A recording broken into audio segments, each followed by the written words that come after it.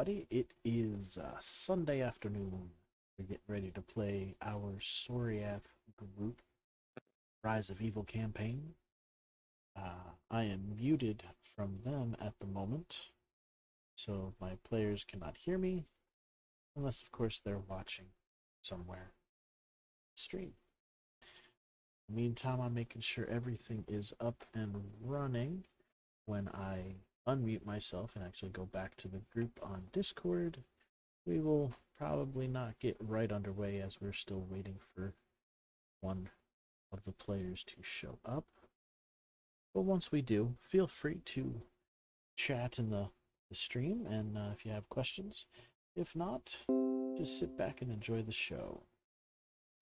Oh, that's going to be a problem. Okay, it'll automatically be installed on exit. That's fine. Why did that screw up? It's what the hell? Not responding because it's actually gonna do. Theta! Why?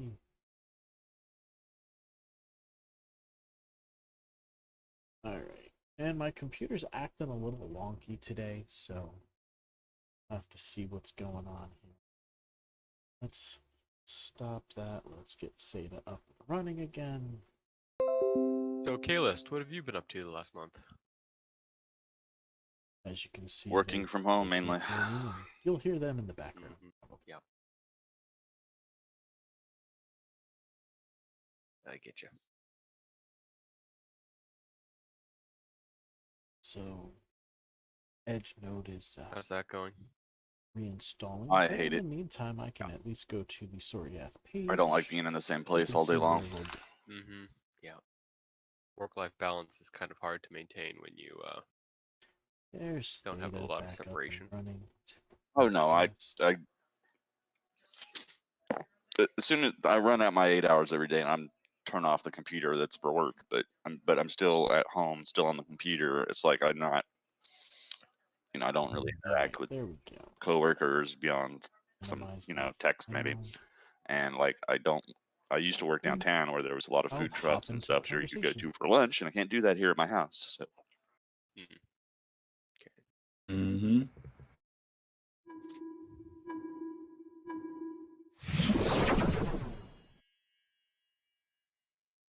Right. The stream is on. And we are here. Still waiting for Mage Gamer to show up. But once he does, we'll be able to recap and all that good fun stuff. Because it's been easily a month since the last time we've gathered. It has.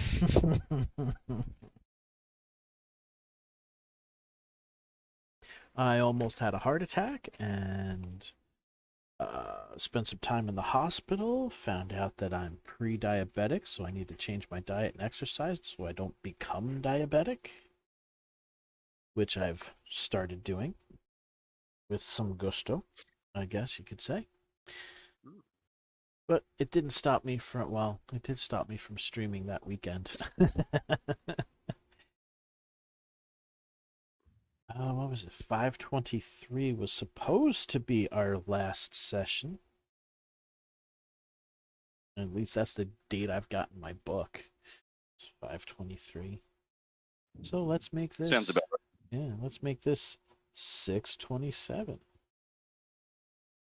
Since there was obviously nothing to write on 5. You know what? 5:23 was probably when we got here. So there was really nothing to report. We went up the stairs. We did a lot of housekeeping, as I recall. Yeah, we organized the inventory and we figured some stuff out. Divvied up treasure and things. That's right.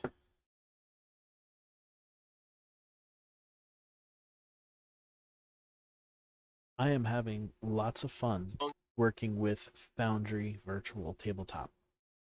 I don't know if any of you have been in a game with it or have it. That and Dungeon Draft. That is a fun program to mess around with. Making maps and shit with it.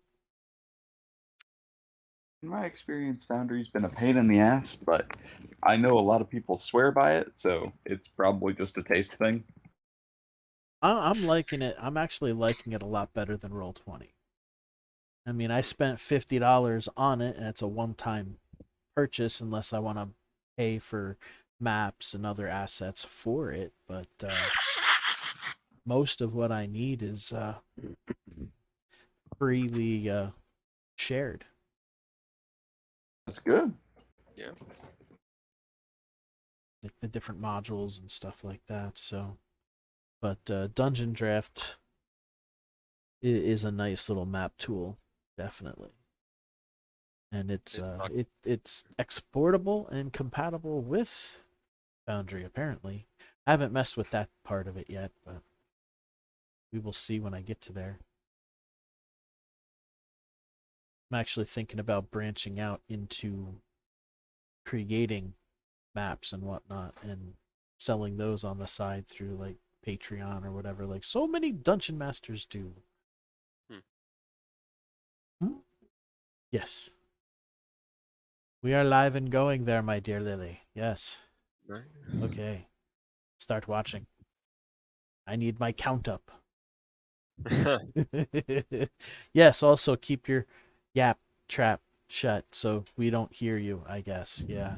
Yeah. Love you. To not interfere Sometimes with you my say things show. that make me think you don't want to live. Like telling your girlfriend to keep her yap shut.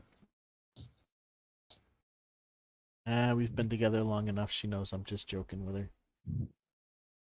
13 fucking years and what, 2 months from now? 2 months and a day from now. August 28th, it'll be our 13th year. Well, it'll be the 13th anniversary of our first date. Yeah. 13th anniversary of our first date. Wow. Almost literally 1/4 of my life. The last quarter. And counting. Woohoo! And we're never getting married. We've already established that. So.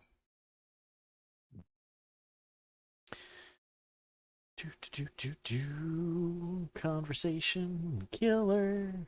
Yeah. Bent can do it. Yeah.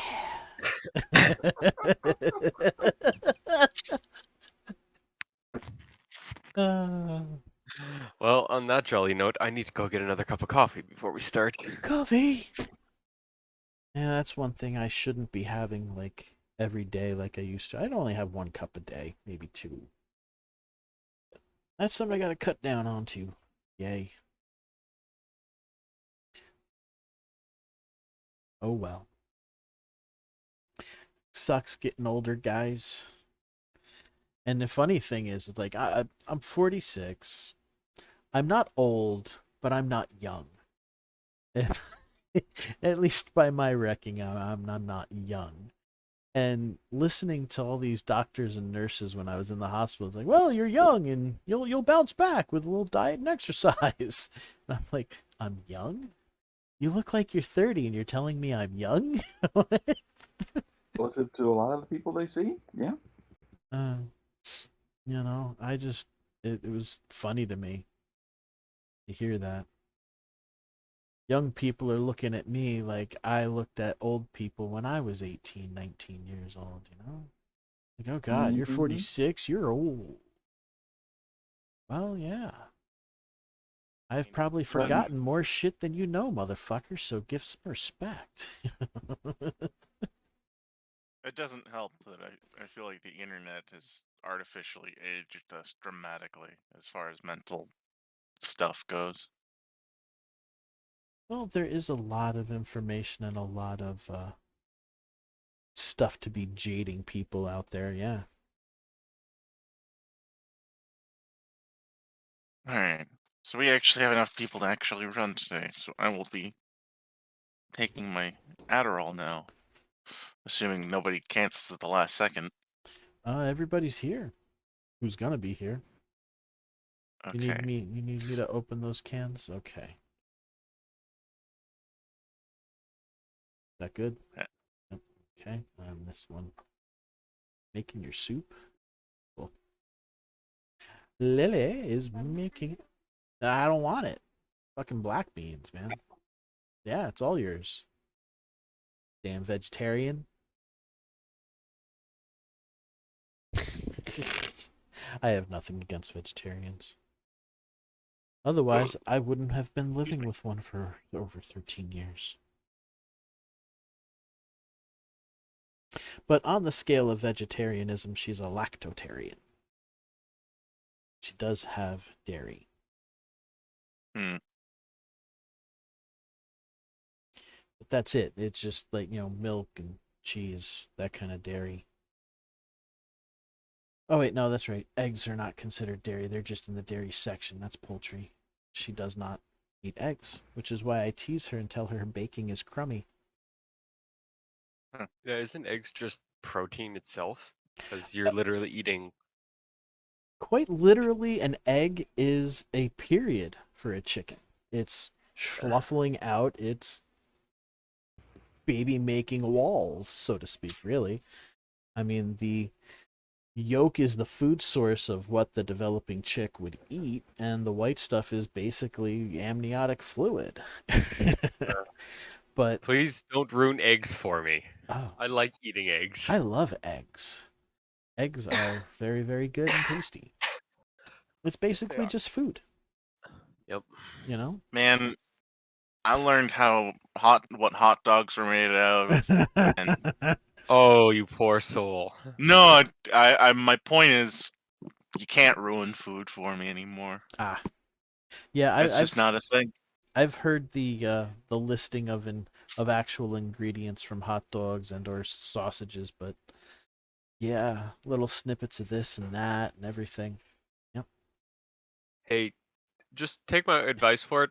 Don't have dipped cones when you go to an ice cream parlor if you haven't seen how often they change their dipping sauces. Oh yeah, they probably Yeah, just that's a add different to it. story.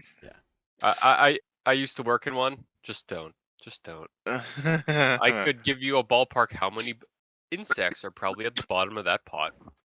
Well, every time the health inspector comes into a place, he automatically, without even seeing them, knows that there's at least 3 flies in the place. Nobody ever gets a perfect score because, there are legal amounts of rat hair in airline food allowed. I mean, come on. Nothing can be perfect. Full amount of rat and rat poison in hot dogs. So that could very well be too. I'm not surprised that some of that stuff would get in there. Yuck. well, sometimes the rat falls in the vat. Mm-hmm. Hey, here's your own human version of Animal Digest. Yay. But it's still tasty, so I don't care. Bowling for soup? What is this? It's a song. Oh, getting inside. Hey, gentlemen, your results are back. And you're gonna You might also recognize them as the band that did 1985. Did the cover of 1985. Oh shit, really? They did it was that song was a cover? Fuck! Do yoga, go for walks, have I had no tacos idea. only on Tuesdays, and finally, drink less beer. Yeah, the original version is made by SR-71. Doctors? Yes. I had yes, no we idea. are. Getting old. I just always it's just one of those songs that just became more popular originally.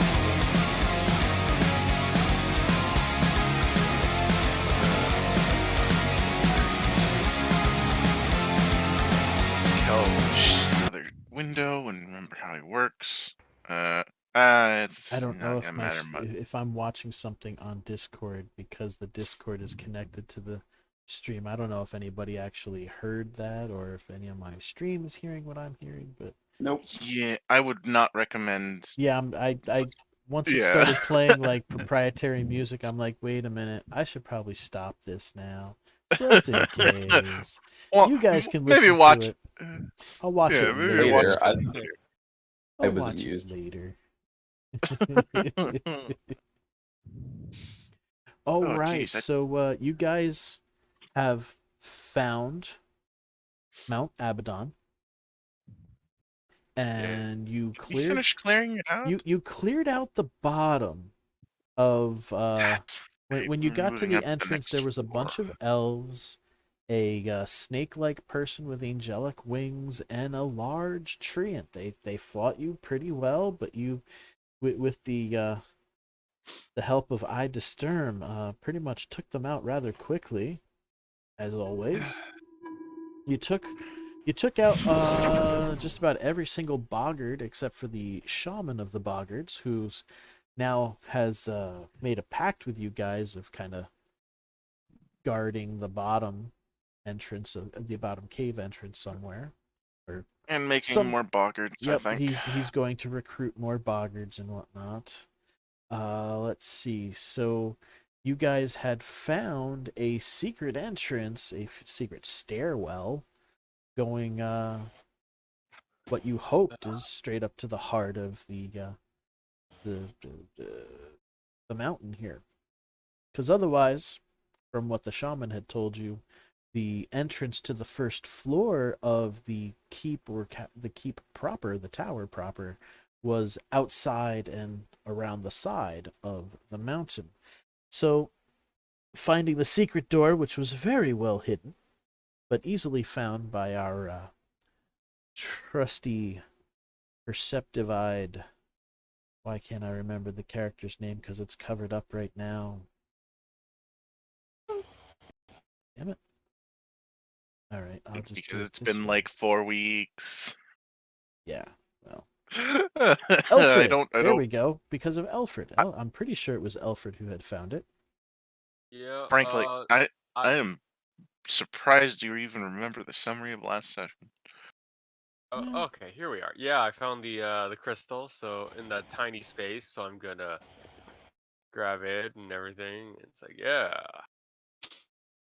So we travel. The stairwell is just wide enough for everybody, and Grumblejack is the slowest because he doesn't have to squeeze, but it's definitely kind of tight and cramped for him. So he's gonna follow at the end, and he's able to keep up somewhat. But you guys get here. Oh, you know what I forgot to do completely because of everything else? I don't even have the PDF up to read descriptions and stuff. So let's get that going. Away the wicked. We are in this. No, we're still in the first book, right? Or did we start the second one? No, we should be in the second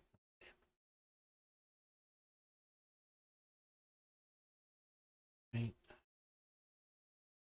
Absolutely. I think taking down a Valentine was the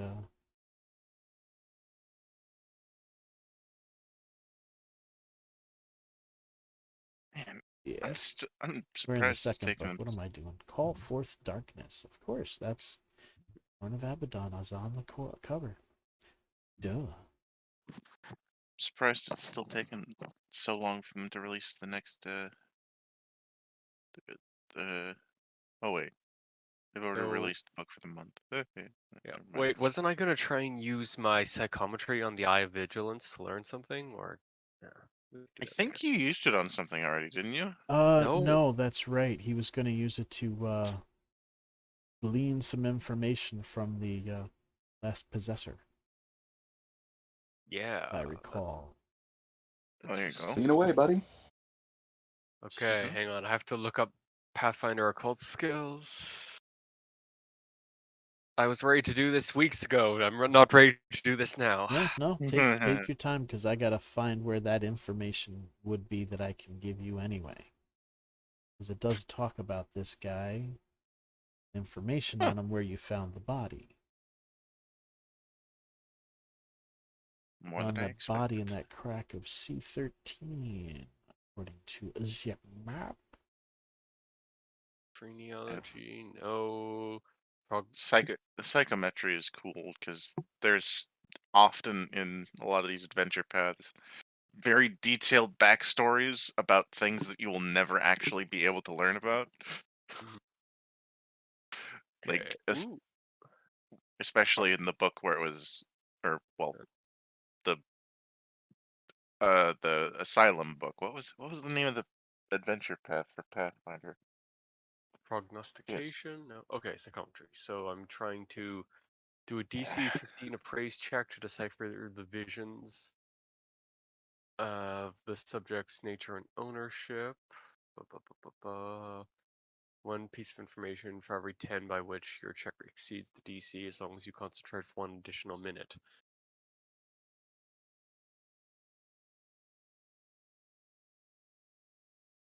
Blah blah blah blah blah blah blah. Okay.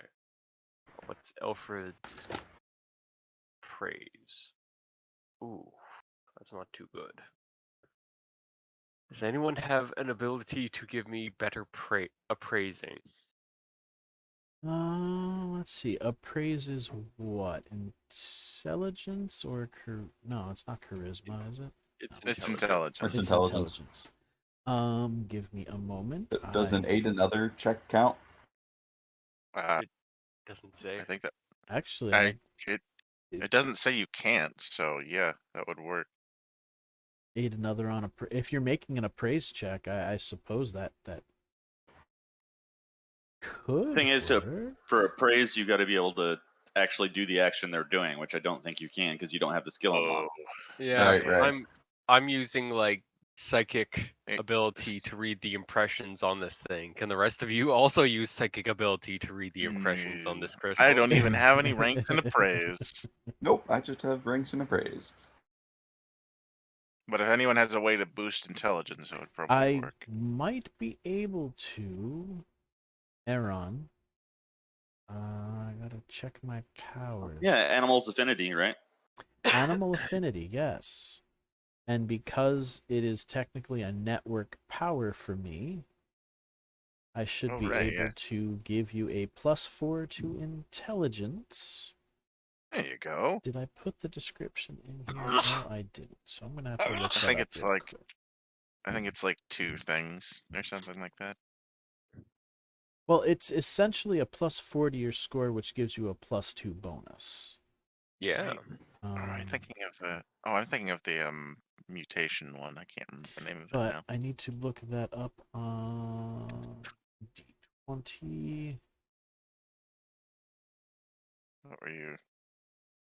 What are you? A vitalist, right? Yep. I remember when I could do that, but I did. Yeah, I did the mutation one. Whoops, like wrong animal affinity gosh. there, Bent. Animal affinity. There we go.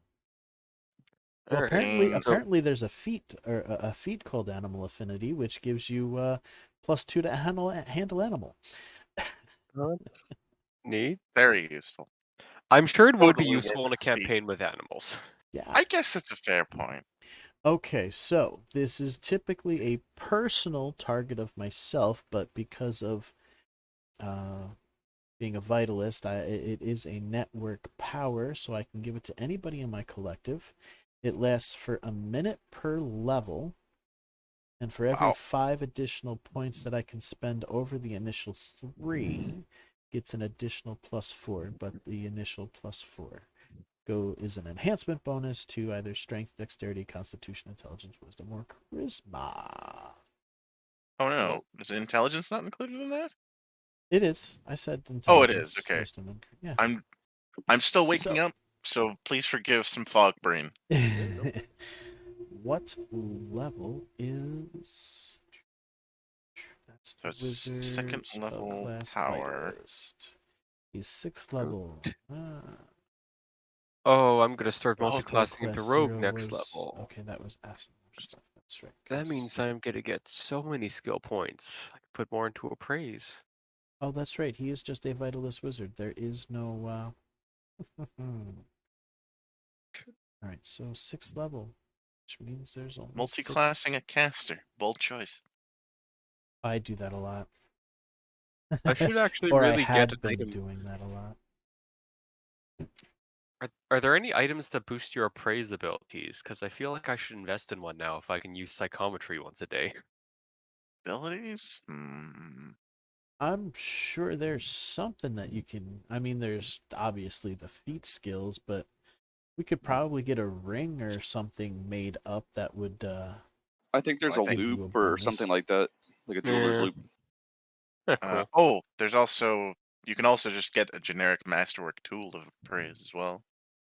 Oh yeah, like I like the idea of that mechanically, but thematically, how is like a little jeweler's eye monocle thing gonna help me decipher psychic visions? Well, why not get a little tool that helps you do that as your masterwork tool? Yeah, like a book of common interpretations or something like that. Yeah, I mean, there's a lot of ways you can do Actually, that. No, I'm Lots- just busting your lots chops. of- I appreciate there's that. Yeah, no, I oh, get you. what are they called? Hang on. Lots of room for interpretation for those. I should actually really look up the rules about occult rules and occult adventures now that I've unlocked these abilities. Psionic items. There are a lot of There those, are. and not all of them are good. Oh yeah, the synapse stones for psionics. Yeah. Oh. Yeah, 'cause there's supposed to be these stones that you, Actually, that was 3.5. I don't know if that crossed over here. No, no, It- they're in psionics. They're synapse stones, I believe, is what they're called. Yeah. Snap stones. I'm not seeing that on the listing here. In the, let's see. There were I so would recommend Library of Metsafits. Ben. Yeah, instead Here, of. let me post the link because I it's should a lot more have- comprehensive. Oh, Metsafits, not Nethys. Here you go. I posted Well, a link. Nethys doesn't have any third party, No. and Psionics is third party. Good Yeah. point. Let's click on It's this useful for here. vanilla stuff, but past that, no. thanks. So looking Yeah. for a psionic item there, not gonna work. Yeah. But yeah, the Oh, Library of Metsafits doesn't have any vanilla well, almost no vanilla content, so you can just search for psionic stuff and whatnot. yeah, don't worry. I got Sorry, Fine. in Pathfinder they're called meld stones. Yelled stone.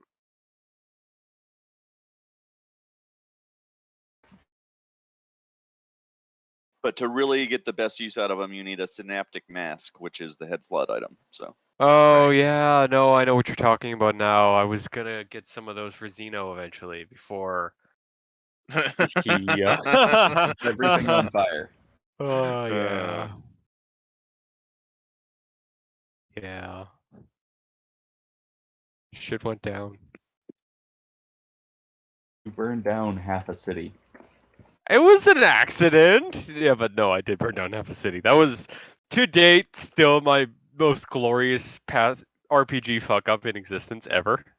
And Library of Metsafis has got the synaptic mask and the meltstones in there. There they go. Nifty, nifty. Yeah, I think it was it Need to bookmark this. I forget if it was Cal or Lubs that introduced me to this wiki, but it's very useful. I use it quite a lot just because it's got like almost all the Dreamscard stuff in a much easier to access manner than D20, D20. yeah. And I think it has all of it, as opposed to D20 that has most of it. bit drips and drabs. Yeah. Oh my god, I want the Meldstone of the Alchemist so bad. Oh, that's right. Spheres added a some brain eating feats. Weird. Why? It was flavored like Mind Flayer stuff. Okay, that's fair. Some people want actually, to play Mind Flayers. Actually, if I recall correctly, it's like interpretation of old 3.5 feats. But I don't know. I don't exactly know for sure because I didn't really play 3.5 very much. Anyway, before we get off into a tangent about even more magic items, how much are you increasing my intelligence by, Bent? Yeah, Oh. that's what I was trying to. Wait. So I'm level 6. That means I can only put the 6 points in unless I've got a caster level higher than that. So that's why I gotta get to my spells. Double Oh, check. So Don't forget 6. to check your traits.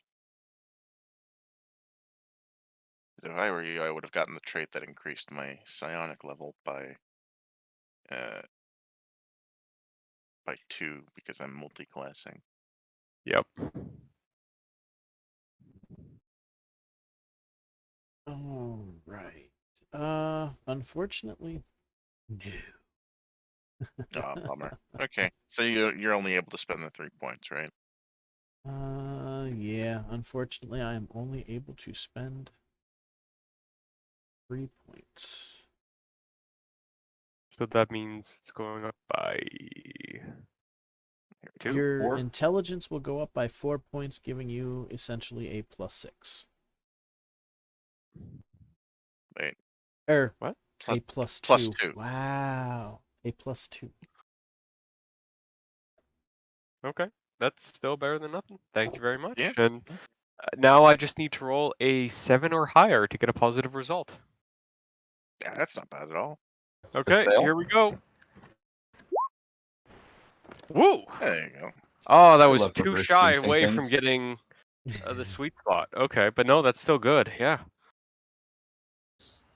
All right. So, do we have a link to the power that I might look at that? Oh, sure. Hang Or on. just tell Cult. me the name and I'll search it in what's if it's. I'm just gonna Oh post it no, here. that's It's actually vanilla. Thanks, yeah, surprisingly occult enough. skill unlocks. Look up psychometry. You, Okay, give me a link. Whoops, we don't want that over there. We want this over here. I mean, your other option for boosting your caster level is recruit 8 Varix to just follow you around. And if Yep, they're stop. high lords or have something Psychometry, else there that it boosts is. morale bonuses, then you're even better. Grant Oh, second no. impressions left on Stop objects or suggesting places. that. Once per turn. But it's amazing. Fucking spiders, though. It's still like Yeah. you could have 8 first level Varix and get +8 to your caster level. Oh, I was about to say just cast invisibility on them. It's like they're not even there. And then I just realized the idea of invisible spiders is even worse. Invisible. No. No. No. I'm sorry. Stop giving him ideas. Oh no, if I feel like if Cal was gonna throw invisible spiders at us, he would have done it a while ago. But then again, maybe it just didn't occur to him, and we're We made fucked. our fucking CO into a spider. Yeah, what was wrong with Jeffrey? Oh, that's right. Arachnophobia. That was a while ago. You know, All it's right, the bot. It's so the bots you're scared of. that is the appraise check of 15, which you. Okay. Despite him being mostly friendly, actually. So you made the appraise check, and that will give you basically one piece of information about the significance or the last owner. All right. So let me have a look here and Oh, that's weird. Just looking over some of the new talents and stuff that got added to the wiki. Let's hit the wiki. Yeah, Alienist and Realm Walker hit the wiki. I loved the harm assist. Harm Assist was also added to the wiki, and yes, it's pretty good. I love the name, just alone. I haven't looked in detail on all it does, but from what I understand, it focuses on poisons, which is great.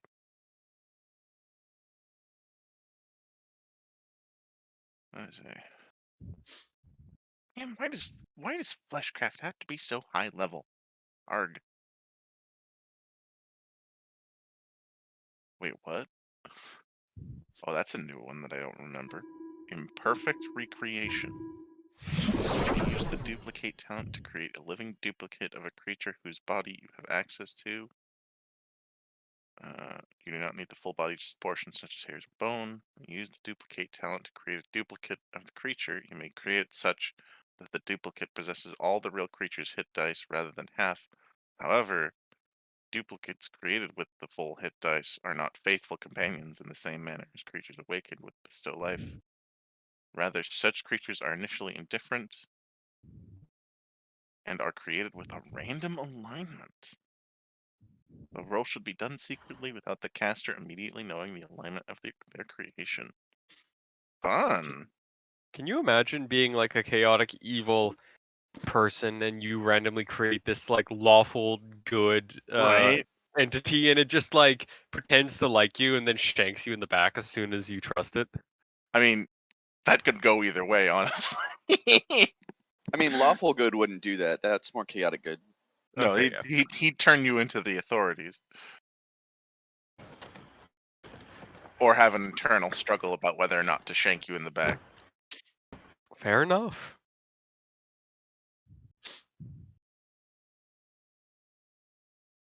No, if it was neutral or chaotic good, then he'd shank you in the back without hesitate. Well, maybe with some hesitation because he's a good guy, but not that much. Okay, so Alfred, after you Yeah. concentrating on this thing for over a minute to get what Jesus, psychic expendable vibes you can summons. off of it, with that appraise check, you get you get visions of what seems to be a half-elf in a let's see visions of a half-elf with the eye of with this crystal in his hand, stuck in that room that you found his body. Feelings of trappedness and fear are all around. The feeling of that is not because he's trapped by an enemy, but he's trapped by his own short-sightedness. Obviously, he can't get out. The image seems like he's in there for weeks, but he's also writing in a book. Ooh, that's a book we need to find, isn't it? You feel that you also get the feeling that once a proud, and successful warrior, so to say, because I can't think of a better word at the moment, even though he wasn't a warrior, an advocate, a one strong and powerful advocate of a party or a group that were for Vetricali and Rapscallion. That pride is diminishing because he feels that he failed in the mission that he was supposed to do, but there's a little bit of comfort that this crystal is not going to fall into the hands of do-gooders. Okay. And this crystal, you get the name of the Eye of Vigilance. And that's what you see. The book that he was writing in is obviously the book that you found with him. Yep.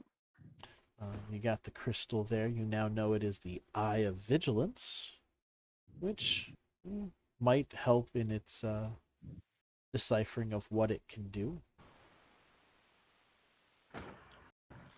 The images did show him actually looking and concentrating at the crystal like he was seeing things in it. But other than that, that would be what you get.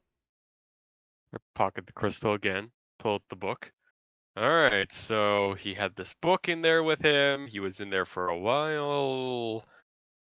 Wait, he was in there for weeks. Why didn't he just dig himself out with his fucking hands? Because it was all stone. Oh, wait, yeah. You had Oh. to. It was such a small space. You being small had to squeeze through it yourself. How did he even get in there? Did he teleport in there by accident? That's Uh, entirely possible. yeah. Unfortunately, that would have been a different mood. So you're not sure. Okay. I will share this with the rest of the party and hold out the book and start flipping through it, seeing if I can catch anything at the end. Like, oh, hearken, beware this terrible beast or something.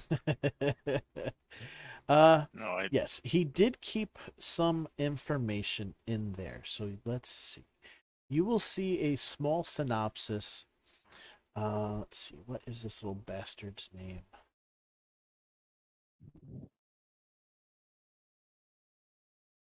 oh my Okay. God.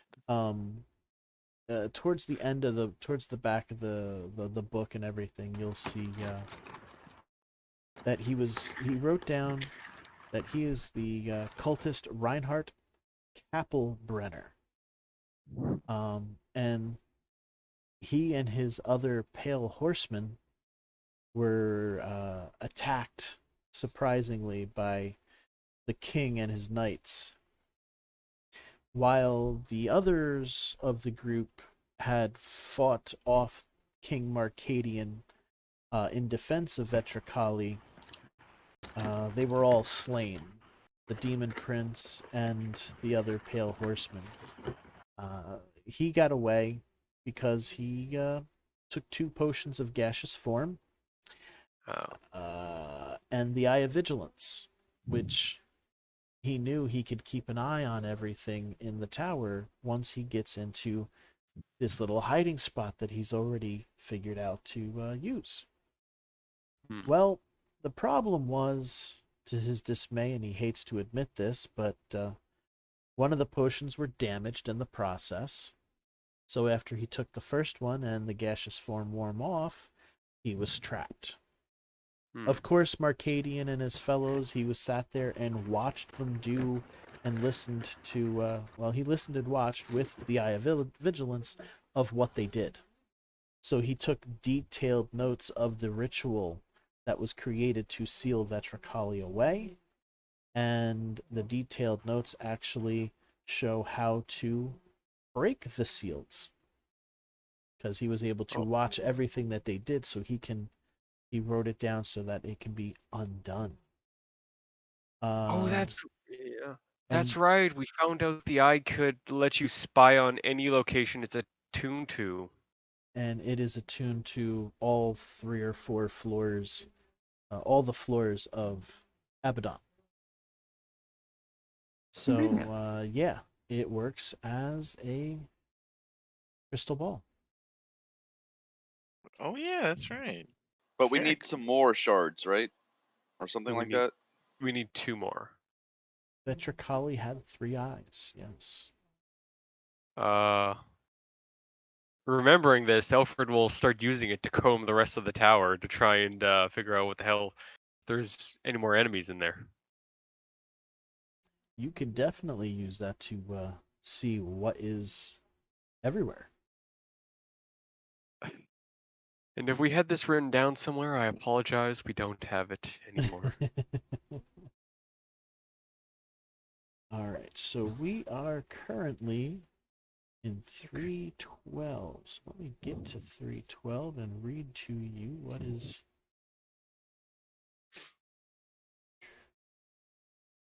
written for this room. See, that's one of the things that I like about Foundry and Dungeon Draft is that next to the doors or in each room, I could put notes and like copy and paste entries right out of it, so I wouldn't even need the PDFs anymore to look at. I just tap on this little book icon on the GM screen and boom, there it is. Could probably do that some way on Roll20 too, but No. so 312. Roll20's tools are very poor in comparison to the newer stuff. Aha! Top of the top secret stairway. The narrow spiral staircase that runs from the hidden chamber in the lower caverns terminates here into a landing. This room is empty and bare.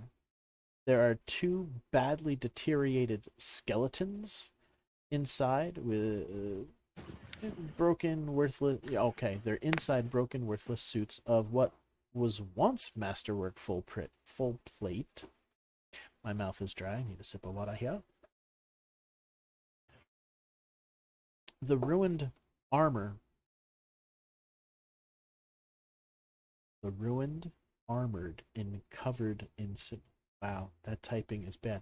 The ruined armor is covered in symbols similar to those that adorn the horn itself. These are all that remains of the guards who stood in the way of Victor as he fought his way towards the sanctum. So, the Victor, King Marcadian. You guys would know him from the history stories. What stands in front of you is a door.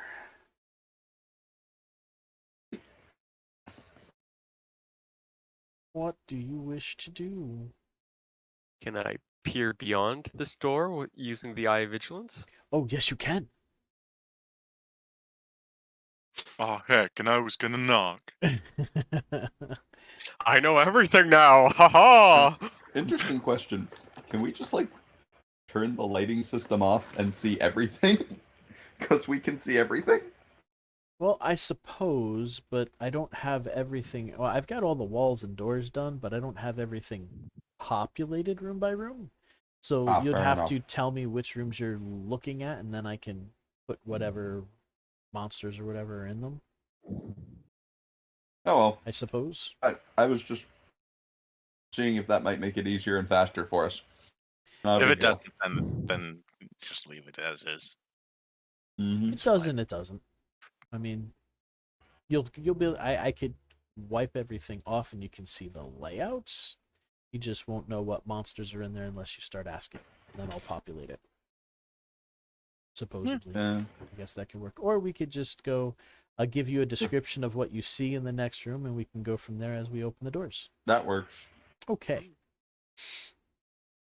Okay, so looking through the door, you get your orientation here. You get oriented with where you are. And on the other side, it looks like there are two demons just sitting on the floor, mumbling back and forth to each other. And you want to make a planes check. You can figure out what kind of demons they are. Excuse me. Planes? Yep, Let me knowledge see Not if I- it. Let me see if I have that. I might, but not Only got exactly. a 3 in that. Nope. Oh no, wait! I still have that +4 to There's int, so I have a nothing +5 in it that. there. Let's see. Does Cinder? Oh wow, nope.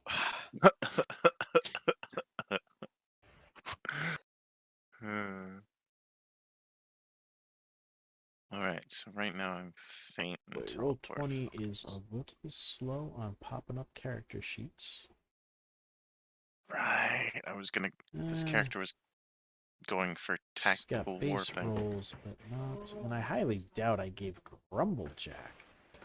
Knowledge Imagine if he points. does. Gets Yeah. a natural 20. Grumblejack feels that these are the Palthor demons, etc., etc. Oh my god. How the hell are you? I actually gave him points in Knowledge Planes. He's actually got it. Oh yes. It's not a class skill, but he's got ranks in it. With a Whoa. Oh, and the 23 was the natural. Oh, Okay. oh my god. Damn. This is the best day believe- ever. I believe These are- someone was literally just joking about this. Right? Now, I might butcher the name, so if you know the proper name once you hear me say it, please correct me. But I would call these greater custodemons. Custodemons? Ceustodaemons. MEONS or MONS. The So- flying eyes with mouths things. Custodaemons. No, they look like ugly humanoid rams.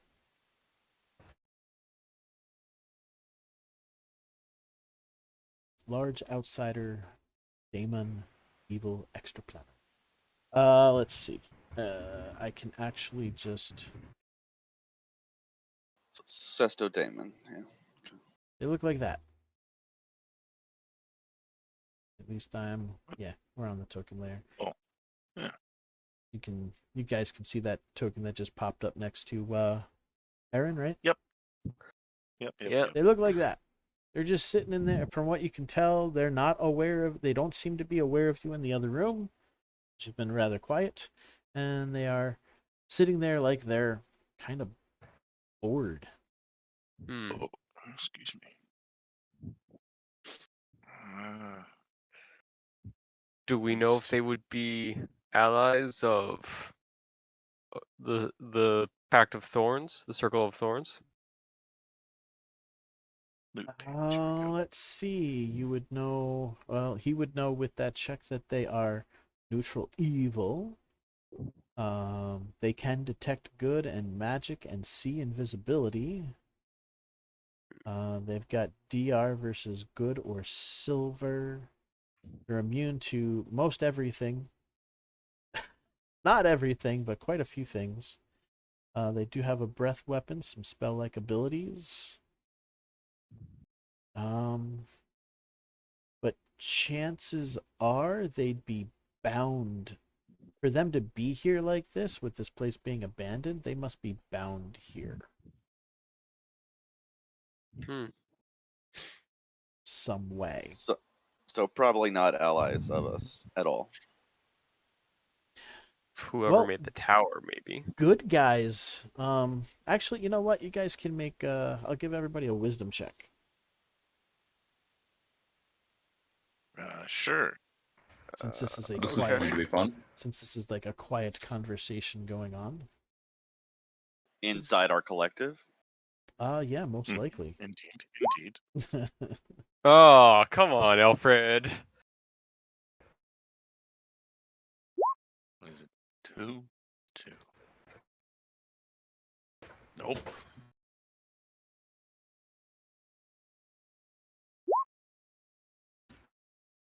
And of course, Grumblejack.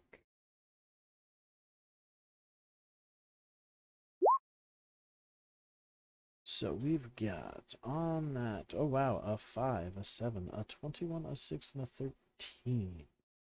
Well, Aaron with his 21 would pretty much go. The good guys wouldn't be using daemons. Yep. They'd be This is like true. angels or archons or something here if they were on the good guys. So this might be something left over. I mean, if Grumblejack said that they're bound here somehow, that might explain it. So, I mean, what good guy's gonna bound a demon here? Bind a demon.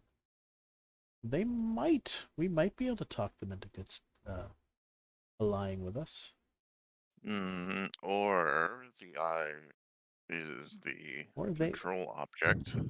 Or they might want to rend us from limb from limb just because we trespassed. Who knows?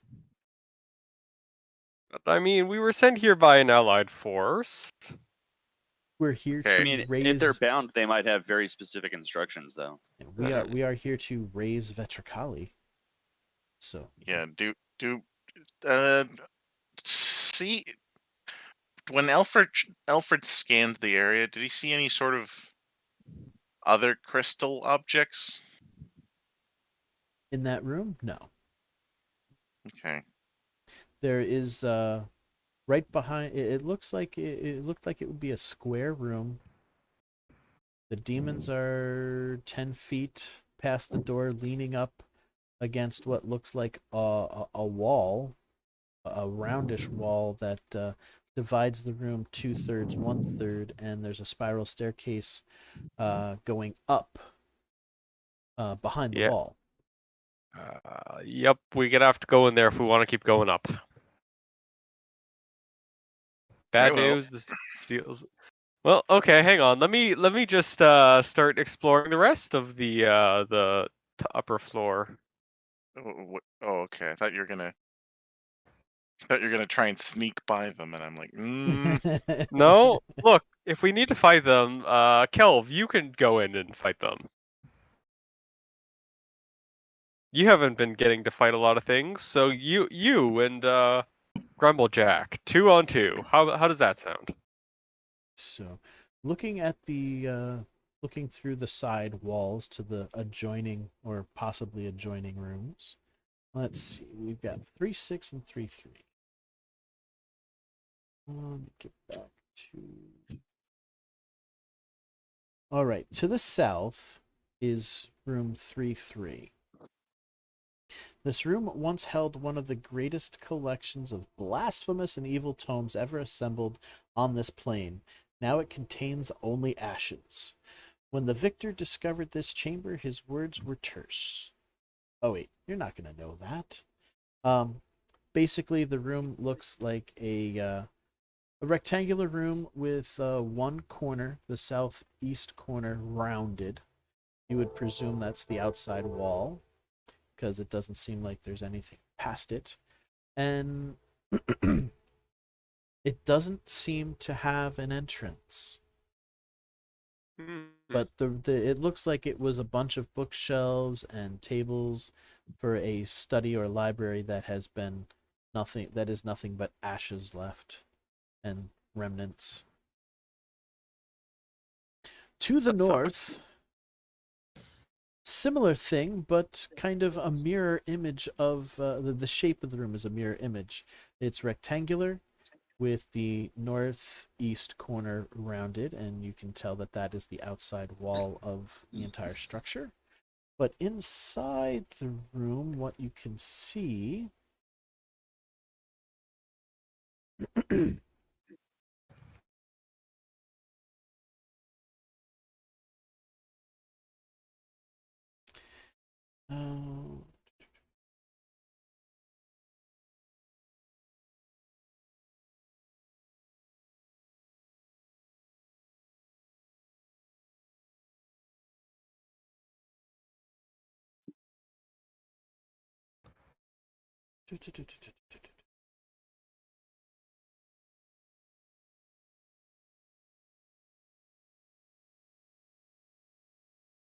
okay, what you will see, it seems like it's mostly empty, and there's chests and crates and barrels in it in the southeast corner and northwest corners. Otherwise, the room seems to be pretty empty. But you can tell that while you see these things, they seem kind of misty and wispy, almost as if they're ethereal in a way, or magicked in such a way that they're there but they're not there. The room is solid, but everything in it seems to be there and not there at the same time. And also, there is no visible door or window. Do I see any kind of hidden latches or something? You can make a perception check while you're looking. Do the rest of us know about what he's seeing? If he's repeating it in his head. Yeah, sure. I'm saying this in real time. I'm providing commentary. I look over at Kelv and just kind of think about him being our door. Yeah, I just nod. I got a 30 in perception. 30 in perception. You will see that there is you'll notice that there is some sort of what looks like the outlinings of a secret door in the middle of the western wall of that room. Haha. Thought they could hide it? What is this, amateur hour? It's always the walls you gotta check first. So it seems like there is a secret entrance into that room from the room to the west of it, which you would know is also not connected to the room that is to the west of you currently. All right, I'll look for secret doors in that room. In the room with the demons? Yeah. All right, make a perception check. All right. Yeah. Oh, fiddlesticks. You see no such secret doors. Okay. All right, guys. We're either gonna have to teleport around them, or we're gonna have to go in the demon room. Hmm. Look, we're all fellow evildoers. We've all killed a man in cold blood. We've all bathed in the blood of our enemies. We've all probably done some really horrible things we don't want to say out loud. It'll be fine. We open the door, say, "Hail, Rapscallion. We're here to resurrect the tower's master." While Alfred's rambling, I open the door. Oh, I see how it is.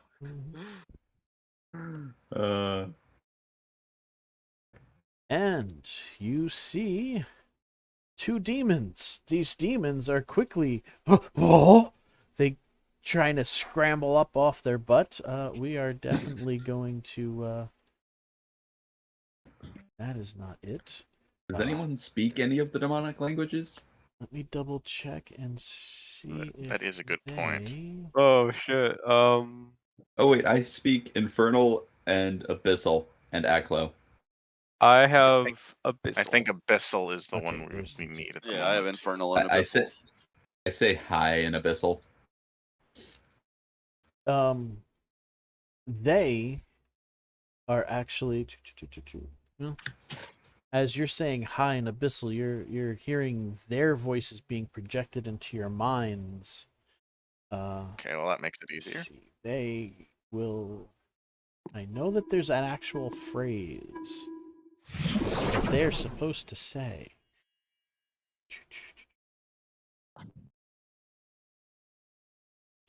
Anyway, they're like, That is "Whoa, great. how dare! We will defend Vetricali!" Hail, Rapscallion. As they tend to start standing up, but you hear hi and hail Rapscallion. They kind of catch that as they're standing up, they kind of pause a moment. No, you don't.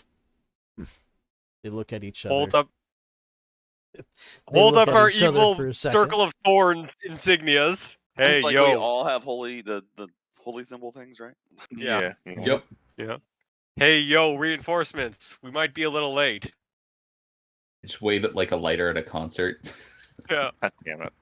Sorry we're late. Our boss is kind of, he got us here as soon as he could, I guess. Maybe. No goody. Well, in Abyssal, they're responding back because they heard you say hello in Abyssal. They'll continue talking in Abyssal in your minds. No goods would wear that. Yeah, have that and we waited. killed them all. We have waited a long time for anyone other than goods to show up here. How? What are you here for? Speak quickly or we will kill you. As they... Out of character. What was our mission again? Summon Vitricali. Yeah, Yeah. plain and simple. Figure out what happened. First and foremost, resurrect Vetricali. Get him to create the Achilles. And once you've done that, any other information you find out in the meantime of the previous knot or the history of the place and whatnot would be helpful. But it's mostly to get Vetricali resurrected and the pestilence named Achilles, and bring it back to your patron there, your liege lord. I tell them that. So you tell them that you're on a holy mission to restore Vetricali to his former glory here on the material plane. And they, let's see, they gotta make some kind of a sense motive is okay. Let's see. Except I'm not lying. I know, but Yeah, they but still they gotta still I try have guess to to I'm make getting a it hunch to I'm the- trustworthy. That's a DC 20. Oh, good. They made the DC 20 get a fucking hunch check. No one else would actually claim that, so we will aid you in whatever way possible we can. We're bound to this place anyway, but as long as you hold up your bargain of restoring Vetricali, we won't have to devour your souls. Yep. Oh, you don't. Okay, that's good because CR souls are so rotten you'd probably get indigestion. So, you now know that, let's put the name here. The one to the north will tell you he is Hexor. And the one to the south is named Vexor. Of course. Hexor and anti-vaxxer? Oh, the truly evil one. Hexor and Vexor. The greater Custo demons. I think it was supposed to be like Custo demons, like custodian. I have no idea. I don't know. How do we- CEUSTO Demons. Demon. How do we Ah. pronounce our patron's name again? Rapscallion? No, not Reps- the human one. Oh yes. Oh goodness. Cardinal Was he Thorn? masked? Cardinal Thorn. Yes, Cardinal Thorn. Okay, gotcha. Now you would have no reason to believe that these guys wouldn't even know who Cardinal Thorn is, but Rapscallion and Vetricali, they obviously do. So, what questions have you? We know this place pretty well. Where's the access point for the secret room? Which secret room? There are many secret rooms here. That's fair. The You can adjacent give us a one. complete list of secret rooms and how to enter them? You want us to walk you through? I mean, we have a scrying thingy, so you don't really have to walk. Yeah. Okay, yeah. You have the Eye of Vengeance? Vigilance? Vigilance. Yeah. You have one of the half-elf eyes. got himself. Pardon? You have one of the eyes. Yeah, we need the other two. Yes, yes, 2 more are needed to bring back Vetricali. Oh, we truly know that you are one with us now. All right. I figured that might be the case. We just held up the eye. Yeah. Hey, did the king and his men leave with the eyes, or are they still like here? The king and or the eyes. The eyes are all here. Oh, Where? nice. That saves us a trip. Where we do not know. But they're here. I mean, we have this Eye of Vigilance, so we could probably find them. That's fine. Is the king and or his men still here? This place has been abandoned for almost 100 years. Okay. Well, it's just there was like this big group of magical goodies attacking the place downstairs. Just wanted to make sure there wasn't some summoned angel waiting at the top to fry anyone. No, those, oh god, they're annoying. They think themselves protectors of the woods. That tree thing and the snake woman, right? Yeah. Unfortunately, did you kill them all? Yes, I like to call them mulch and fertilizer. Good for them. We actually couldn't reach down there. We would have loved to have ripped them apart, but we're actually not able to get that far. We can only stay within the floors of the keep here. So, they will I remember correctly, this stairway brings us straight up.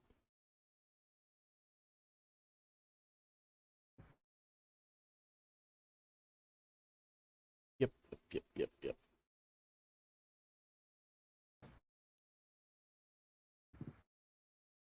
I might So, make a monster character. they will.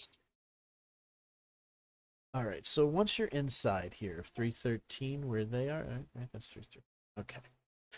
This rounded chamber has a high domed ceiling and is everywhere adorned with grisly bas-relief depictions of the nightmare realm of Abaddon.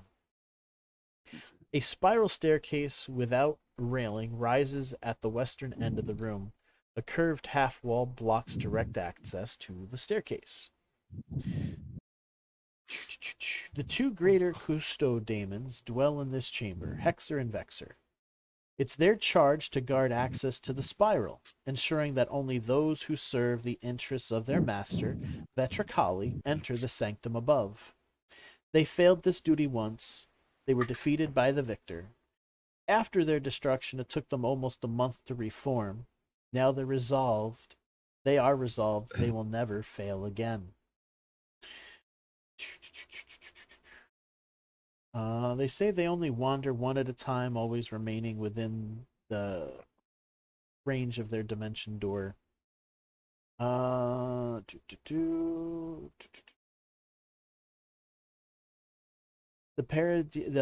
of the demons leave the boggards alone because they find them amusing. And they also leave the wraith alone, thinking him dangerous. They will admit that. Huh.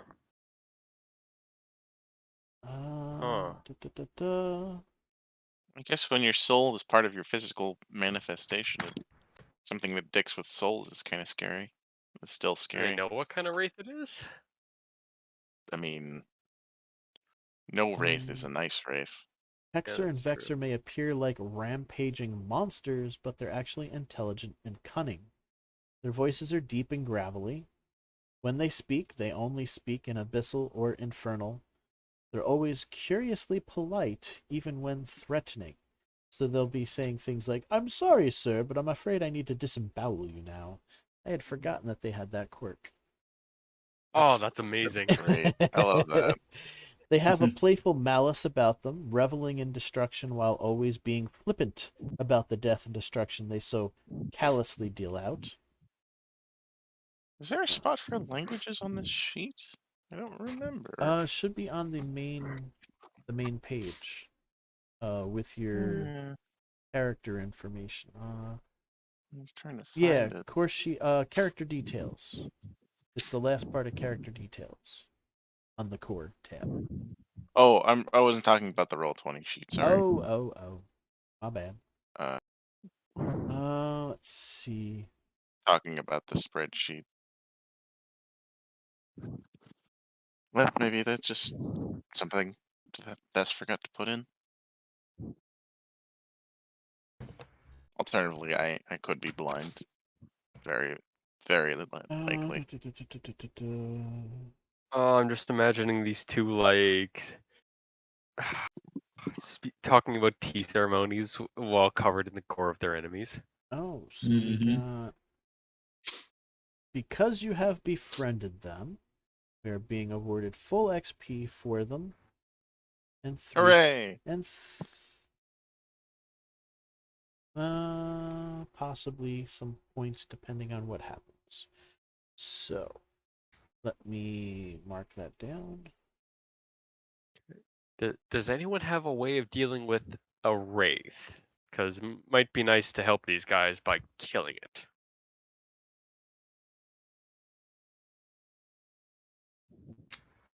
Well, they've never tried talking to it. They'll admit they've never tried talking to it or anything. They just avoid him because, well, wraiths are bad. Oh, right.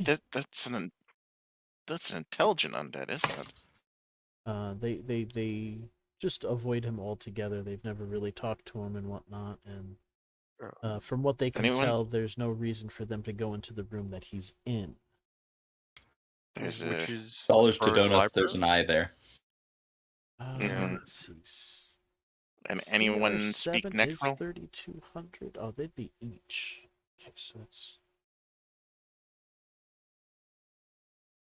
Nope, Necrol's not on my list.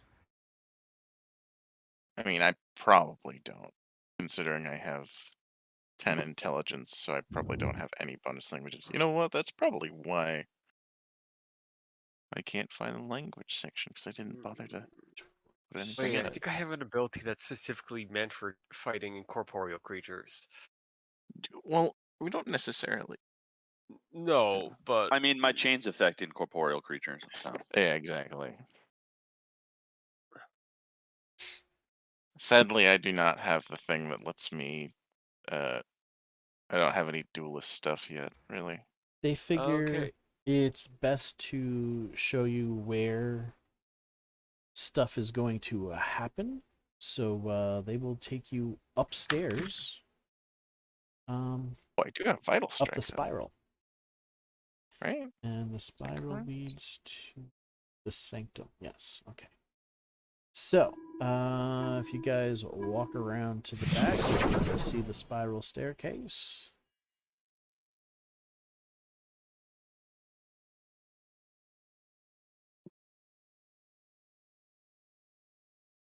Uh-oh. Do, do, do, do, do.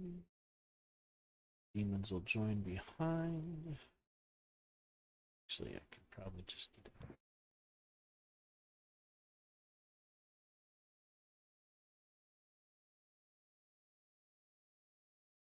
Oh. I'll move everybody else, I guess. Let's get everybody lined up. It's easier to copy everything.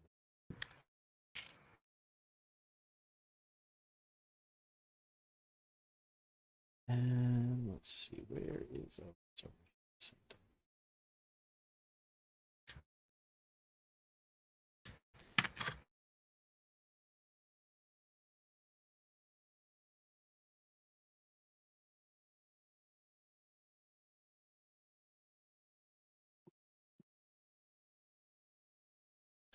All right, so let's ping everybody over to here.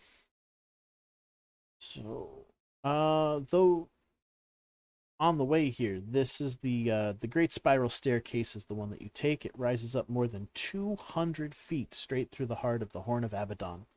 It connects the Daemon's Charge Room 313 to the Sanctum of Vetracali S1. Though steep and an arduous climb, the stairs are not trapped or in any way dangerous. They are lit every 20 feet by a green, flickering, continual flames contained within rough iron sconces. The walls are decorated with images of the horsemen ascending to higher planes and slaying celestials. This level is the very top of the Horn of Abaddon. It is accessible only two ways. You come up the 240-foot long spiral staircase cut through the horn's heart, or you fly in through the balcony. Once you begin the ritual, and the balcony is not a the balcony is not a pleasant way to enter. The writhing green nimbus that dances around the top of the horn is actually a field of unholy energy similar to unholy blight, which you won't know until later once the ritual starts. Ha ha ha. Let's see. All right, this large domed chamber is baroquely decorated and everywhere adorned with jagged demonic iconography and visions of spreading pestilence and mortal suffering. It is a grand chamber, 80 feet across at its widest, 90 feet long, and rising at its apex to a dome 50 feet high. Low partition walls section off two ritual preparation chambers, both A and B, which are I think probably I've got some static from somebody. should be B and C. A and B. Oh, okay, stop. And dominating the chamber is the statue of Vetracali himself, carved from hard green alabaster. He holds 3 knives and 3 bowls and leers eyeless over the altar before him. He presents A figure of brutal alien malice. I should have. Do I have the handout set up? This is not the handouts. What? I don't have it. I'm gonna have to do it this way. Add handout. Choose a file. Let's see, I don't suppose they have.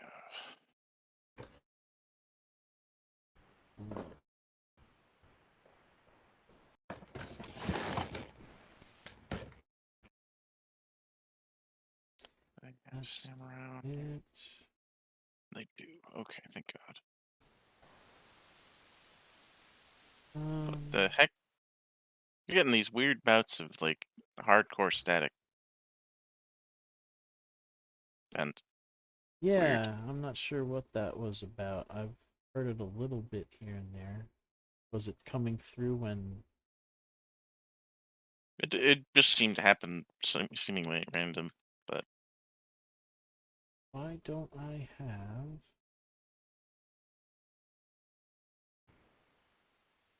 Oh, there we go. WoW handouts. There it is. weird.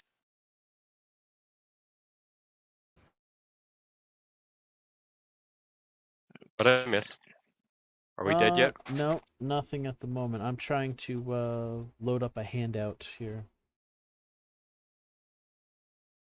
So, they said that the secret library has been burned down, like the demons when asked about them. Say that again. Would Hexer and Vexer confirm that the secret library has been burned down? Oh yeah. Useful there? It was completely burned down by the Victor. So, and there you go. You guys should be able to see the. This is what the statue of Vetricali looks like. That's what you're seeing right here, where I'm pinging. Wow. That is actually a pretty dope Yeah. creature. Reminds me of those statues of fuck. I forget the name of the demon. The green Chozo. stone of the altar is stained black in many places, doubtless from the Chozo countless statue. victims who met their end upon its block. There's a reservoir at the base of the statue, and any water placed there is instantly polluted and transformed into unholy water. The statue radiates evil. Wait, did it say any water, period, or was holy water gets corrupted? It said any water. Holy shit! They'll actually, Hexer and Vexer will be able to tell you that property of it. You pour it in the top there, and when it drips down into the bottom basin, it becomes unholy water. That's pretty good. Mm-hmm. Circling the dome in a perpetual motion is a huge creature of living energy. This lightning elemental is a conglomeration of magical energy spontaneously achieving life. There's so much raw magic here that the elemental formed years ago and has been growing ever since. Completely out of place in the heavy silver is the heavy silver chains that bind the altar and connect to a heavy argent seal pressed with the holy sunburst of blessed Soriath. This silver seal. The silver seal. The one you guys need to break. The chains and the seal are a powerful divine artifact and cannot be moved by any mortal agency. And as long as the seal persists, Vetricali will never again manifest upon the mortal plane. I was about to make a sunder check, but anyone evil who touches the seal is going to be hurt and must make a fortitude save. Any evil outsider who touches the seal must further immediately make an additional will save or be banished to their home plane. it radiates an overwhelming aura of good. Even without detect magic, you can tell that these chains and that seal are just like good. It almost hurts to look upon it. So this is where we are. You can explore around the room. You're scarred. So, is there anything left around here we might use to help resurrect Vetricoli? Like, did the Victor leave behind any, I don't know, tainted artifacts we could use to break this seal or something? Looking around the room, make perception checks. If you actually ask Hexer and Vexer, they will tell you that there's nothing up here. Nothing but the statue. Hmm. And, yeah. There's an 22 perception. All right, good shot. You feel pretty certain that there really is nothing here other than what you see. The elemental upstairs, up top, which seems to be happy and content to just keep going around up there. Maybe because the demons are nearby and it realizes that things are okay.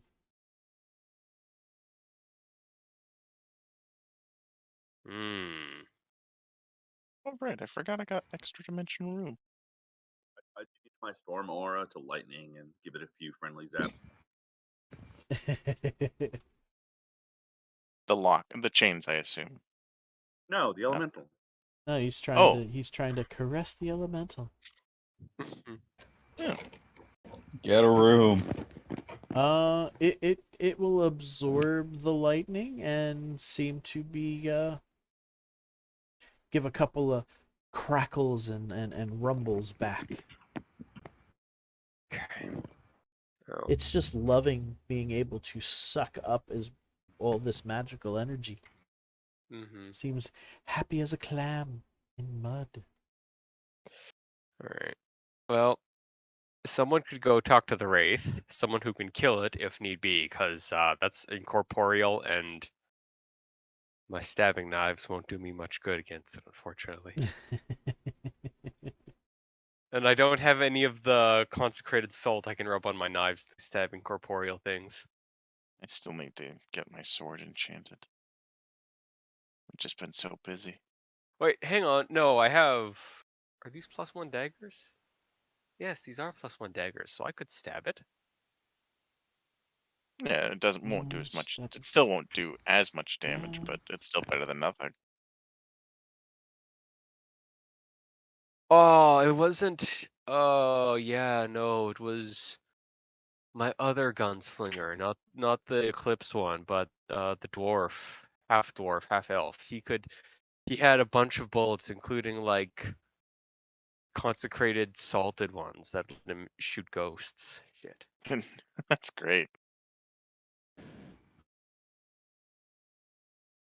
Anyway, Alfred will sit down in front of the statue, pull out the eye, and just start going, okay, I'm gonna like check literally this whole place top to bottom. Someone come wake me up in an hour if you need something.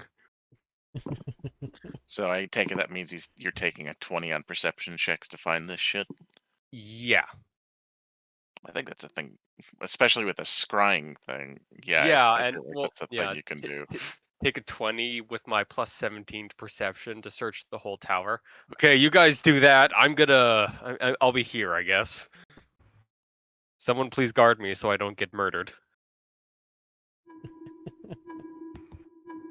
Alright, so let's see here.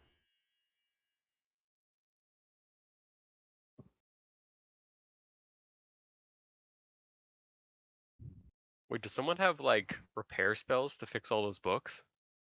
No, that's too Oh, high level for all of us. Chances are they're not going to be able to do much of anything. oh, if we had creations here, that would probably do Alright, it. so I'm going to No, go that would to actually the only fix the dynamic book, not light. the writing.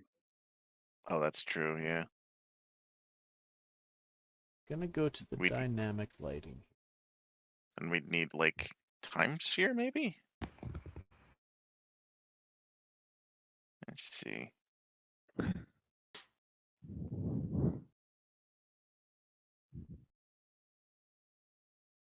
Advanced rewind.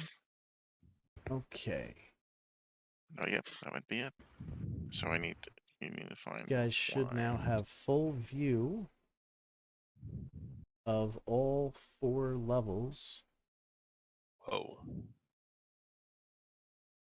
So And you we can see take copies of ourselves on other floors. 2 copies. Let's see. We will start with level 1, of course. Oh. And I will read off rooms 1, 2, 3, 4, all the way through here. Let's see. Level 1-1. Of the 4 conventional ways into the Horn, this is the easiest to get to. You simply walk up the wide set of stairs 100 feet and arrive at the landing. Clearly, this area was supposed to be guarded. There are 6 arrow slits on both the east and west walls. 40 feet into the passage, a solid stone wall rises that could provide cover to 2 medium-sized combatants. But all of these defensive preparations are now for naught because the entry is unattended. Anyone who closely examines the passage can make a perception skill check. Success reveals that the room has seen many battles. There are small nicks and traces of long dried blood anywhere in the stonework. Let's see. Room number 2. This chamber is empty.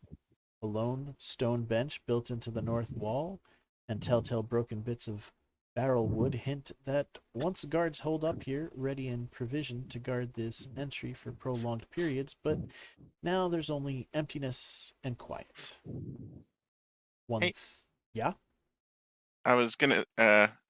So I just realized that I actually can get a thing that restores the books. Is that something that's even considered for in the in the adventure path at all, or would that just be Well, what we can easily do is, if you truly do have the ability to restore a library's worth of books, It might take a little tomes, bit, and but I could. scrolls, then you would probably have a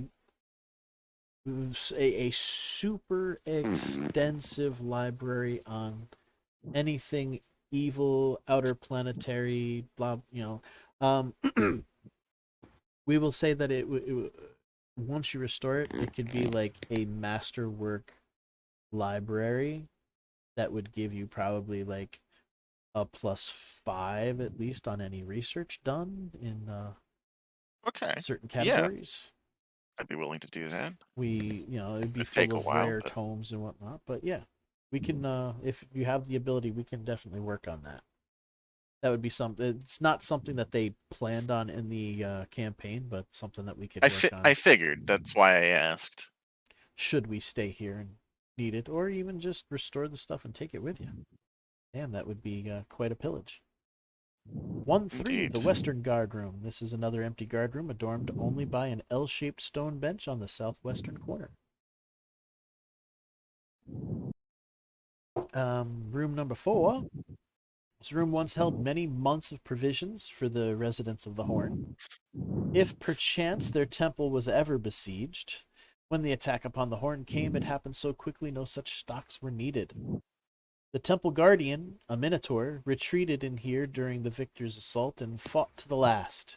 This minotaur had the honor of being impaled by the victor himself, using a spear taken from a fallen comrade. So powerful was the victor's strike that the minotaur was pinned to the floor, where he remains to this day. You'll see that body is... That body there is of a minotaur with a spear holding him to the ground. He bears upon his arm a tattoo of a white horse skull with 3 burning green eyes. It's the symbol of the servants of Vetracali. As far as provisions, the room is empty. with anything not claimed by the victor's men long ago stolen. However, a faint aura of magic does remain. Okay, so there's something Um, in the pantry. Yep. You would suspect. Well, do you have Arcana ranks in it? I have Arcana, yes. You have ranks in it. I- You can make Yeah, an I have, Arcana check. Okay. Am I still getting the benefit of that +4, or has it worn off? That would have lasted for 6 minutes. So Okay, yeah, it's working. yeah, that wore off by now. Okay. Knowledge Arcana. Oh, come on, Alfred. Or I'm maybe rolling just so because- damn low. You're not sure why the body seems so well preserved. And this magic aura. You're not sure what's going on with that, but you I don't suppose do I can figure it out. if you're sitting there with him looking at it, then Oh, what I 'cause- mean, we 'cause- have we have the mind link, don't we? yeah, but you can't see through his eyes. Like if he's So if he's communicating everything, and we're like standing around, he said he was going off, so I presume that he was doing this by himself. Nobody That's else. fair. Nobody else said that they were watching it with him. Right, I just figured that Alfred is like narrating this through the mental link in the top Okay. floor while everyone else is So- exploring the thing. So if you are narrating through the collective, then yes, you anybody with knowledge Arcana can make an Arcana check. Well, So you I got guys an are like 18. Yeah. You guys are like picking up rocks and examining them while you hear Alfred like give this narration of whatever room he's scrying on at the moment. Mm-hmm. That was terrible, Aaron. Cinder, what do you got, Cinder? Oh, here's my languages. God damn it. Common and giant.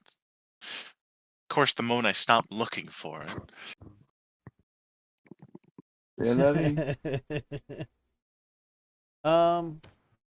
Considering it looks like it's a it's a storeroom. It looked like there was the remnants of food stuff, so it's pretty empty, and there's that magical aura. So it was a Maybe fridge? there's like a preservation spell on it, which Oh, would explain somebody why Use detect psionics. I feel like Aaron probably has that, right? Oh yeah. And then he could Um, use it to identify the spell, I think. Because would it be- transparency. True. Well, he's got both Arcana and Psionics, so let's see. Well, You yeah, guys I think mean, it would be helpful for me to switch to Arcane Sight for a little bit? I mean, it takes me that an hour might to be switch. helpful. Yeah, because it detects magic items, I assume. Yeah. It does all Ooh. kinds of stuff. Yeah. Yeah, okay. that might be with useful. with thinking about psionics with a 29, he's like, well, you know what? It's probably some sort of food preservation spell, so it wouldn't go bad, because that would explain why the body is still looking like he died yesterday. Like it's not a skeleton; it's a body. That's a weird. It is a fully preserved body pinned to the ground. Like even the gentle blood. repose, or The blood Yeah. hasn't turned black, but it has like started. It does look like it's dry but shiny, like he was killed So- yesterday. Okay, so it's not infinite preservation, but wait, like it was killed yesterday. Oh He shit! looks like he was killed yesterday, but Yeah, we know that's- that the victor hadn't been here in over 50 years. That's some intense preservation. Alfred's like, oh, I could have preserved so many different flavors with that room. You remember that Alfred is half vampire, so Okay, so number 5, right? Number. Yes, and I'm half skeleton, so Room number skeleton 5, day.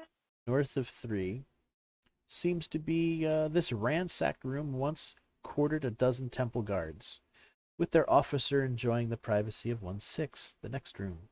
When the temple fell, this room was ransacked, and for the last 80 years, there we go, 80 years. I knew it was somewhere between 50 and 100, but I knew Yeah. 100 was too much.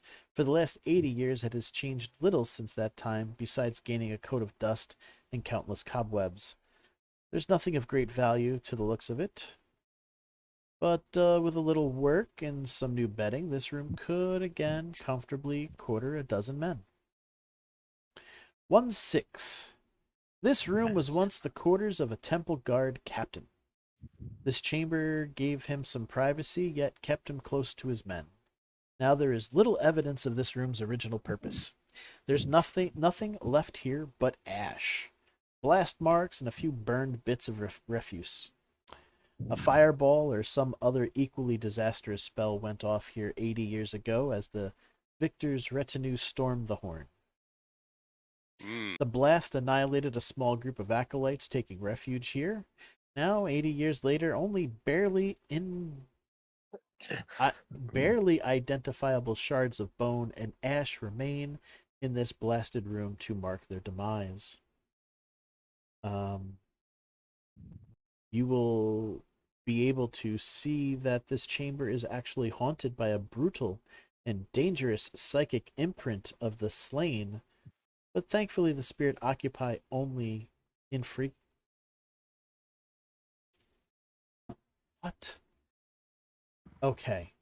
But thankfully the spirits occupying the space only infrequently manifest. Watch out! Some There's of some the- sort of wraith in there. Yeah, Another one. the demons will be able to tell you about the psychic imprint there. Number 7. Once 8 temple guards were quartered here, now it remains ransacked, tossed into disarray, and left to cobwebs. If searched carefully, something might be found. Someone get over there. 1/8. This wrecked room once housed dozen stonecutters, who labored tirelessly in this wicked place. Now it is full of broken bunks and moldering personal effects. Okay, 1/9. This was once a tavern used to keep their guards and servants content. The tavern is actually not in terrible shape for a building that has been abandoned for 80 years. When the attack came, the place was abandoned by the guards, so no battle was fought here. The victor's men did ransack it for all its gold, food, and ale, but still remains in passable shape if it were merely cleaned and restocked. If you bought 200 gold piece worth of common items in Farhold, this could again be a working tavern. There is a fireplace in this part of the tavern that actually has a small vent that opens in the side of the horn. This vent, though covered by a small metal grate, is actually another very difficult and dangerous way in.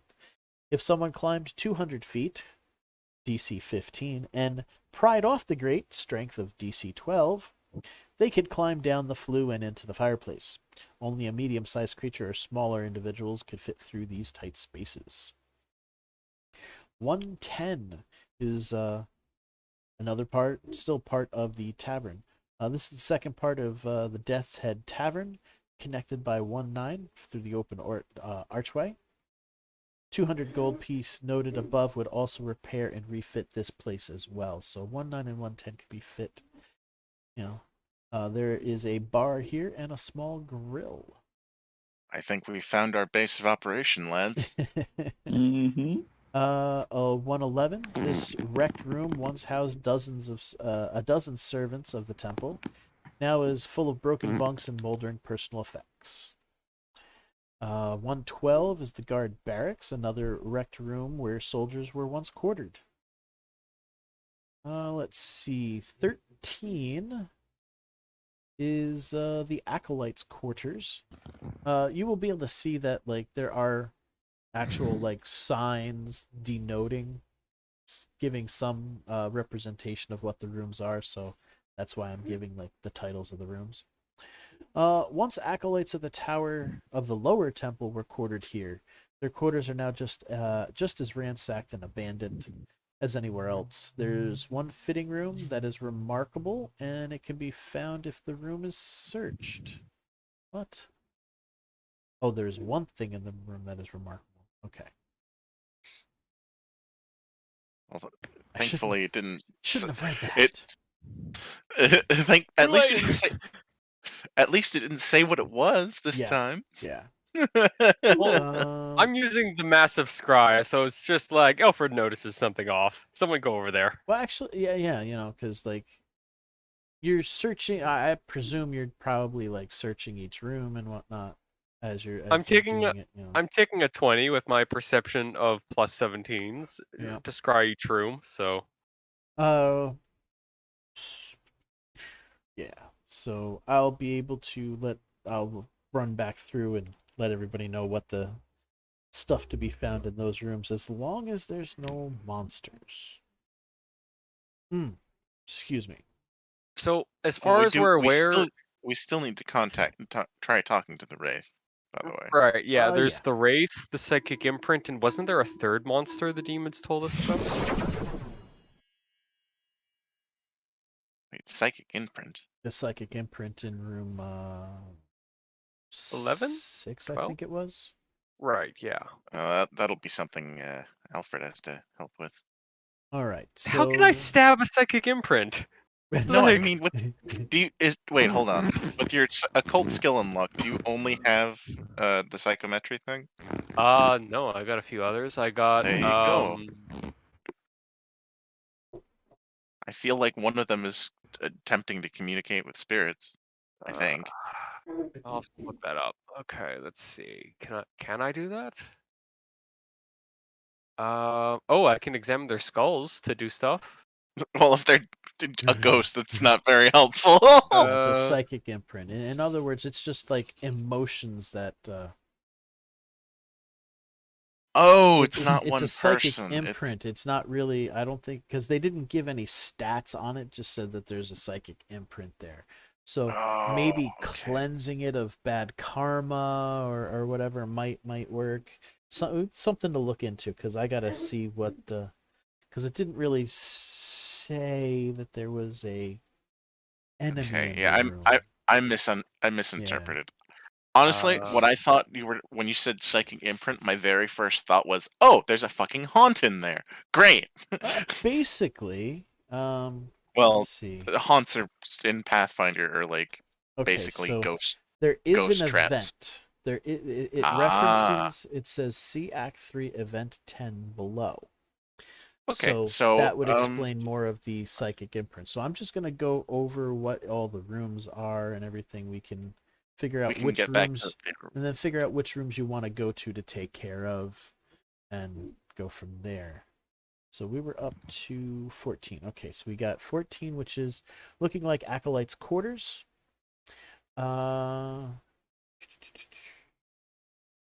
It's similar to 13. 15 looks like servants' quarters, full of broken bunks and moldering personal effects. Does anyone remember if amethyst is a spell component for anything? Sounds. I think it is. What? I'm not sure. It's not for necromancy. I know that much because that's onyx. Not sure. Oh, I wish we had a necromancer. Oh, that Minotaur corpse would be so good. I think that's why it's there. This is one of those campaigns where it's like, what is here? Let me see. You know, thinking about it, there have been a couple instances like that. Oh, I was just begging you to have a necromancer in the party. The one time.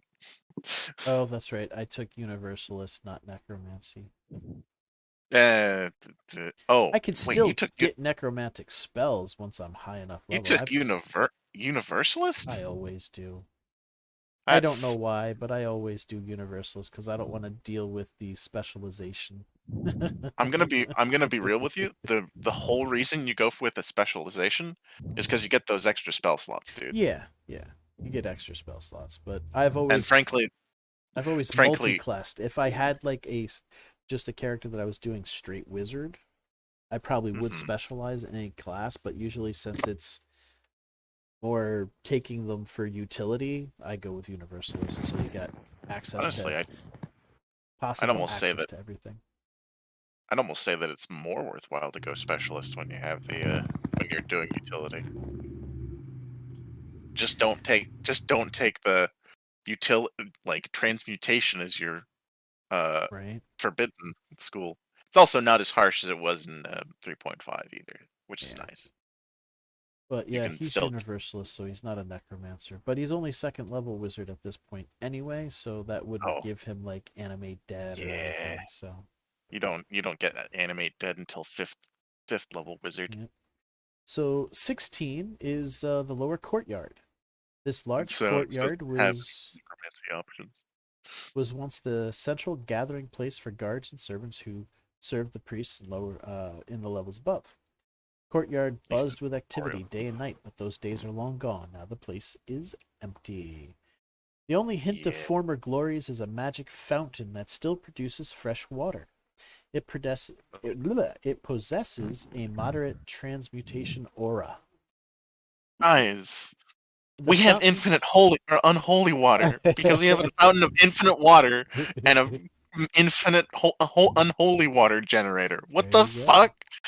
The We, fountain's centerpiece is carved in the form of Charon on his skiff. Charon on his skiff. When the water is needed, the skeletal figure bleeds water like blood into the basin below. The I great think it's basin actually of the pronounced Sharon, by the way. Despite what it looks like, yeah. Because I thought it was Charon that brought you over the guy who goes over the River Styx, River right? Styx, yeah. Let me see if I can find the pronunciation here. I thought his name was Charon, not Sharon. I thought it It's was Karen. It- It's Karen. it That's is- even better. It is pronounced Karen? Okay, Charon.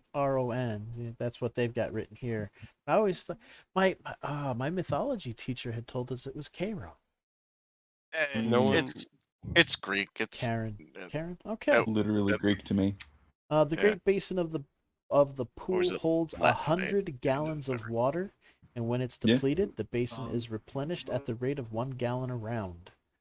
Despite the Damn. fountain's sinister appearance and the fact it was created by a pestilence-worshipping demonic death cult, the water is clean, fresh, and potable. The fountain people. is part of the floor of this room and cannot be removed. I like that this they have to specify it isn't putrid water or something. No, people still need to drink, guys. Yep, Just yep. Even if you're evil, you still need to refresh and hydrate. Hydration's important, Tim. Yes.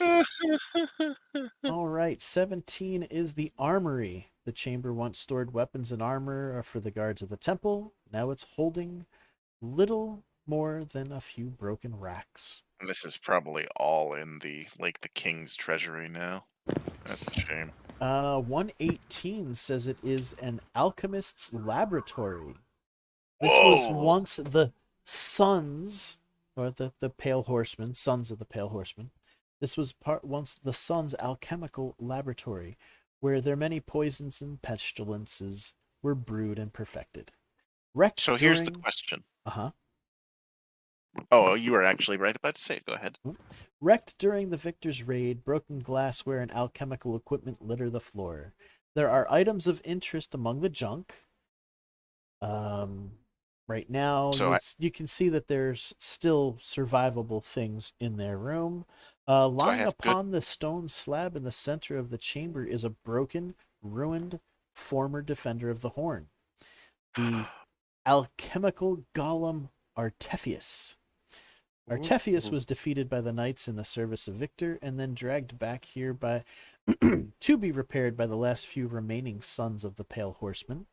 When it became clear that repair was impossible before the horn would fall, the priests abandoned the wrecked Artephius, and none of them survived the day of the Victor's raid. So I take it we'd need Craft Construct to finish it. That's a shame. I have Craft Alchemy. Could I fix the alchemical golem using that? It's quite possible that it could be fixed. You guys will have to check it out a bit. You'll have to Yeah. check it out. Right. We'll do all that once we get the rest of the eyes. Mm-hmm. Yep. And for the record, Let's yes, see. I can also repair all the alchemical stuff. Yeah. It's just going to cost me a lot of spell points. So it might take a couple days for me to fix all this shit. I mean, we're gonna be fixing shit for a while anyway, so this is our base. Mm-hmm. And just remember, it's standard operating procedure to leave all the doors open. Well, yeah. Are you eventually going to get a thing that lets you bypass walls? Is that a thing you can get? No. Okay, thank God. Okay, so that just goes, this just goes on more about the device and how to fix it, which you guys will be able to do with looking at it. Okay, But- so 19 is a guard room. Seems to be abandoned and empty, save for a few broken pieces of furniture. 20 is the sergeant of the guards' chambers. Be able to save us some money on furniture, too. So, it's a chamber. 21. This is the trophy room, 21. Once grisly trophies hung on the wall of various enemies that the sons of the Pale Horseman had disposed of through the years. The actual trophies are gone, burned in the same pyre as the sons themselves. However, the wall is still discolored where the trophies long hung, and plaques beneath the trophies still remain. There are 12 inscriptions. Ledricia, the beautiful, who believed she need not honor her promise to us. Markan, the golden, the draconic protector of Losween. He slept then, and now he sleeps forever. Callister Fane, an illusionist too clever to keep his head. Lazarus M., who mourns for you now. King Croc, 23 feet snout to tail, delicious on a spit. Iris of Gastonhall, dead from a broken heart and a poisoned dagger. The great serpent of Korokunga, slain for its venom. Lord Juris Halifax, called the Just, hid in his castle and hoped we had forgotten. We hadn't. Snorri Five-Axe died on a 6th. The ears of Lord Calarian. If only he had sense enough to listen. Chief Gorgon. Chief Gorgon Sakathet. Invincible in battle. Careless in choosing his cupbearer. Yeah, I appreciate that one. Ergin Nigma. The third scion left in the House of Hyrule, of Hyrule. Second greatest swordsman in the land, the first to die. None of the names are familiar to you guys, save for the city of Gastonhall is mentioned in the city of Gastonhall, which is mentioned in the 6th inscription. That still remains today. So you guys, being from the area, would remember that. Let's see. Upon closer inspection of the panels, 10 of them are unremarkable. However, because of your scrutiny, Iris of Gastonhall actually has a small silver ring mounted beneath her name. The same color as the plaque, the ring is easy to miss. This unimpressive piece of jewelry, clearly intended for a very small finger, has a tiny inscription "Eye of G" besides the ornate rose. Once you actually get to see it,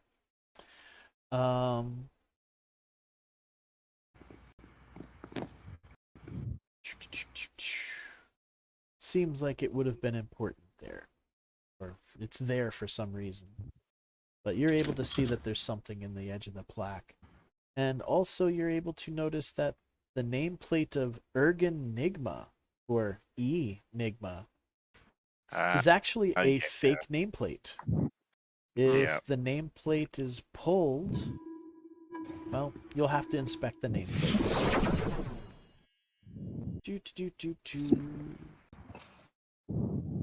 22 is a smithy. Honestly, I think that might have been a bit too obvious. The chamber contains a forge in an almost functional state. There are bellows, a fire forge, an anvil here, all in fine shape. There's a bin for storing coal there as well. But over the years, the coal has gotten wet from leakage through small cracks in the wall. Thus, the coal bin must be cleaned out of a foul, soupy mess that currently pollutes it.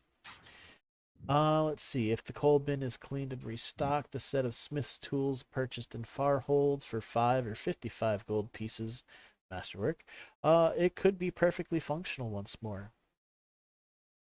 I mean, it'd be nice Um, having a smithy. If there's all the pieces there. If a skilled smith were in the residence, this would make work to repair traps or fix torture implements much simpler, instead of having to go to Farhold for every little thing. Common items could be quickly made here. 23 obviously looks like a cell. Do we happen to know the blacksmith? The chamber contains a cage made of stout iron bars that run from floor to ceiling. The cage was originally designed to capture those who blundered into the pit trap in the floor 2-1 above. Now everything is in disrepair. The metal faux stone pit trap cover is gone, part of it being used by the boggarts as a door.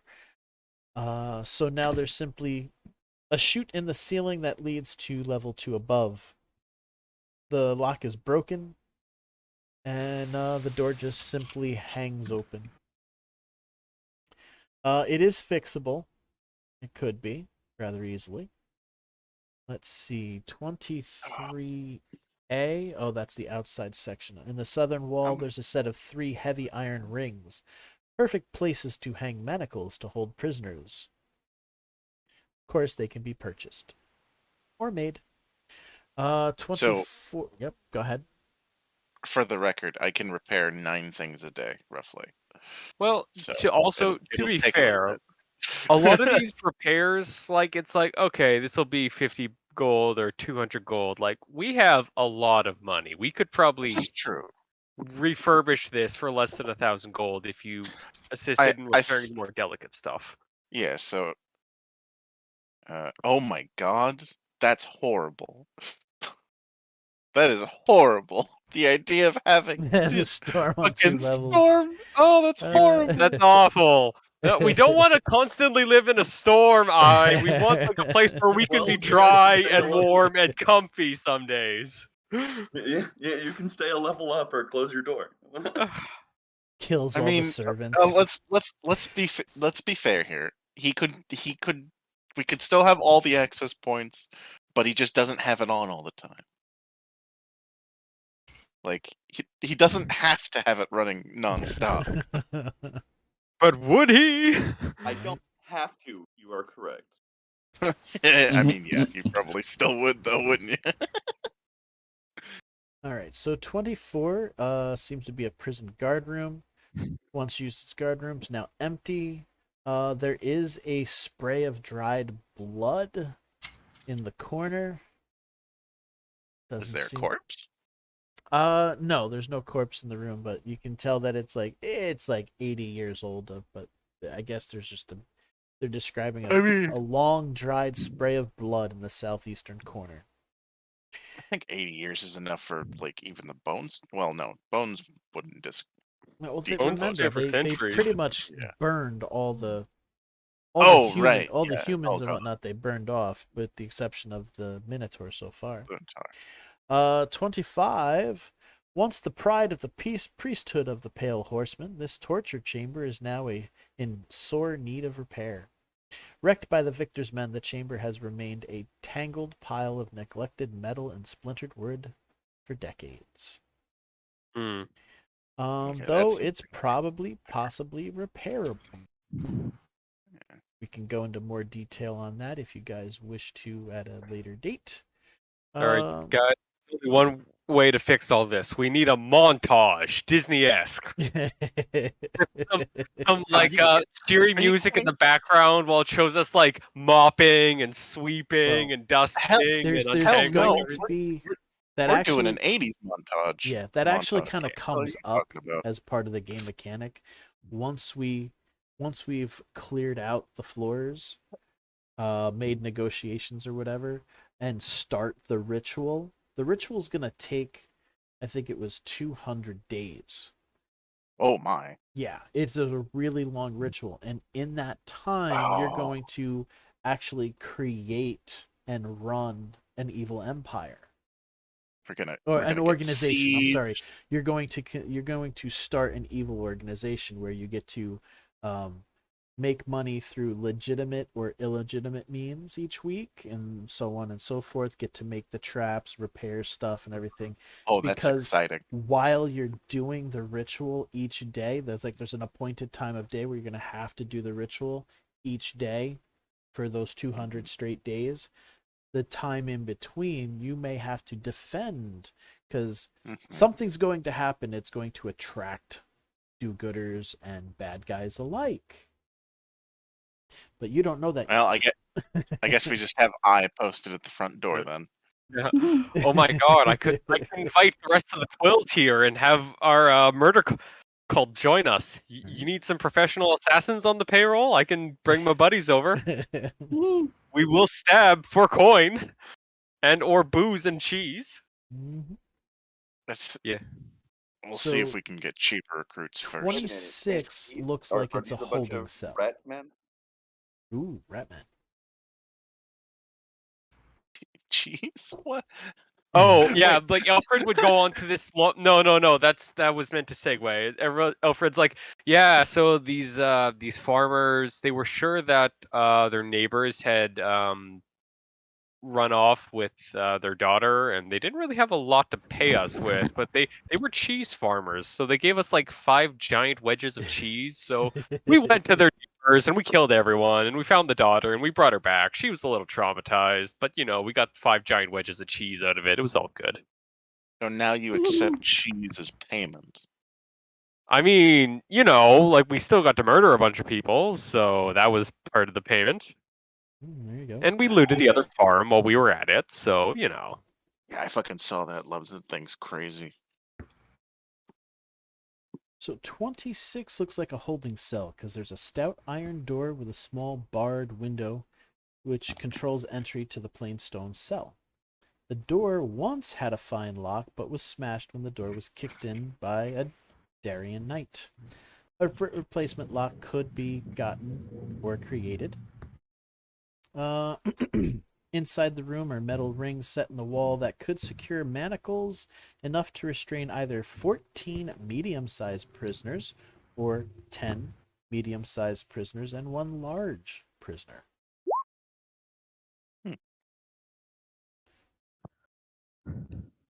Wheels of Cheese. 27 Gosh, I haven't is... seen that movie in forever. 27, yes, that is the lower temple. This massive open hall with its vaulted ceilings dominates the first level. At the west wall, a single open archway feeds from the lower courtyard, 116, onto this place of gathering and worship. 6 huge columns support the place. Upon every surface are carved Baroque scenes of daemons and their humanoid allies marching together to conquer in the name of the daemon prince Vetracali.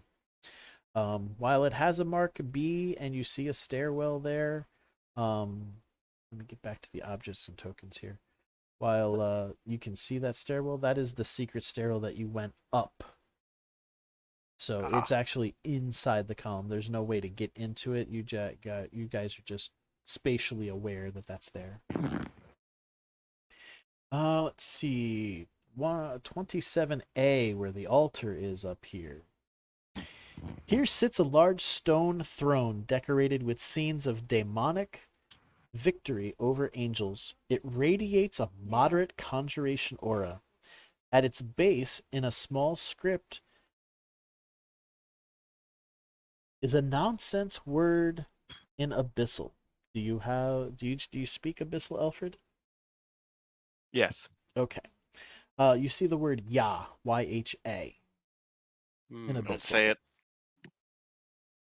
Uh, That might be the dismissal word. Okay, so that is something else. 27B, which is the stairwell. The massive stone column is hollow, behind 2 feet of stone. Inside are hidden stairs that connect to the lower caverns of the 3rd level. If this column is carefully inspected, you will notice that it's hollow, but there's no entrance or anything. 28 is the Acolyte's Preparation Chamber. The priests and acolytes use this chamber to don their vestments and prepare for horrific rituals performed in the lower temple. It's now empty. 29 is the Sacrifice Holding Chamber.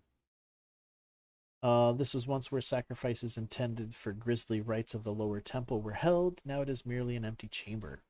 The open archway is covered by a ragged silk tapestry. The tapestry is so soiled, it is difficult to make out the great white horse skull that adorns it, surrounded by a ring of jagged demonic iconography that loosely translates, "All must ride with the horseman."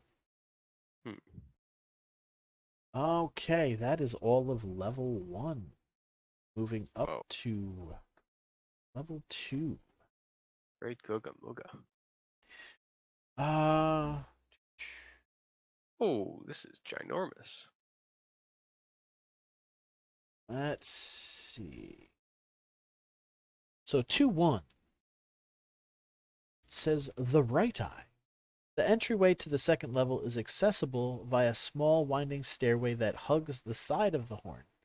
This small stairway rises across 200 feet and is covered in places with thick ropey vines. The entire stairway counts as difficult terrain. Once you arrive at the aperture, you are confronted with a 40-foot-long entry that should be a death trap. Between the arrow slits, 6 on the right and 6 on the left, the pit trap, and the half wall at the corridor's end. This should be a true defense hardpoint of the horn. Now it's anything but. No one mans the defensive hallway. The once concealed pit trap is open and obvious. 20-foot wide chasm with a wooden plank put across it by one of the more adventurous boggards who had ventured up here. The pit trap falls into room 123. That is it for the hallway.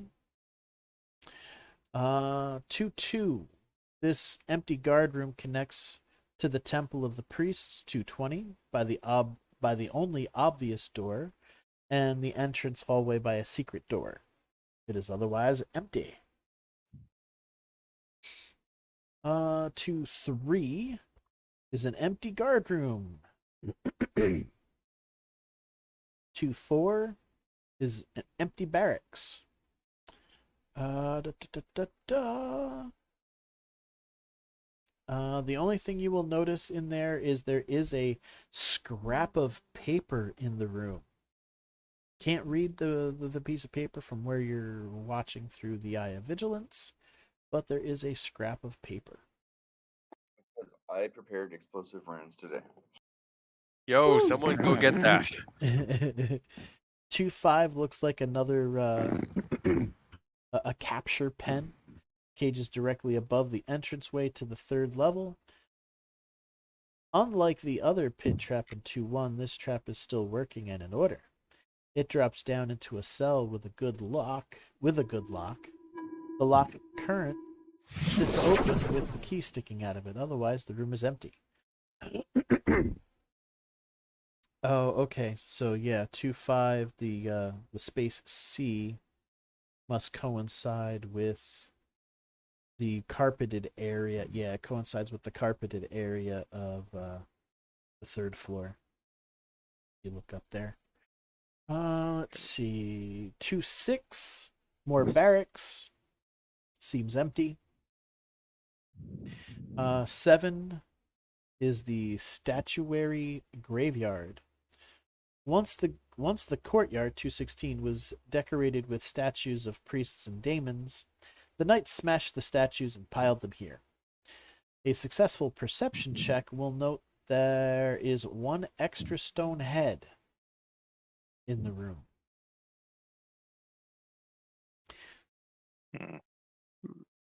I'll point that out to someone. Hey, yo, go check that out. 2-8. This Alfred chamber. Mission Control. Yeah. This chamber once Thank God you're housed taking notes. Yeah, I was noticing that here and there. It's a good thing. This was once the private chambers of the guard captain of the Horn of Abaddon. Though most of the valuables and furnishings are gone, his bed still remains. This impressive oak 4-poster bed is a mammoth piece of wood and a masterpiece of craftsmanship. One of the knights under the victor was so impressed by the furnishing he ordered it preserved, hoping to come back and claim it one day. Apparently, he didn't come back.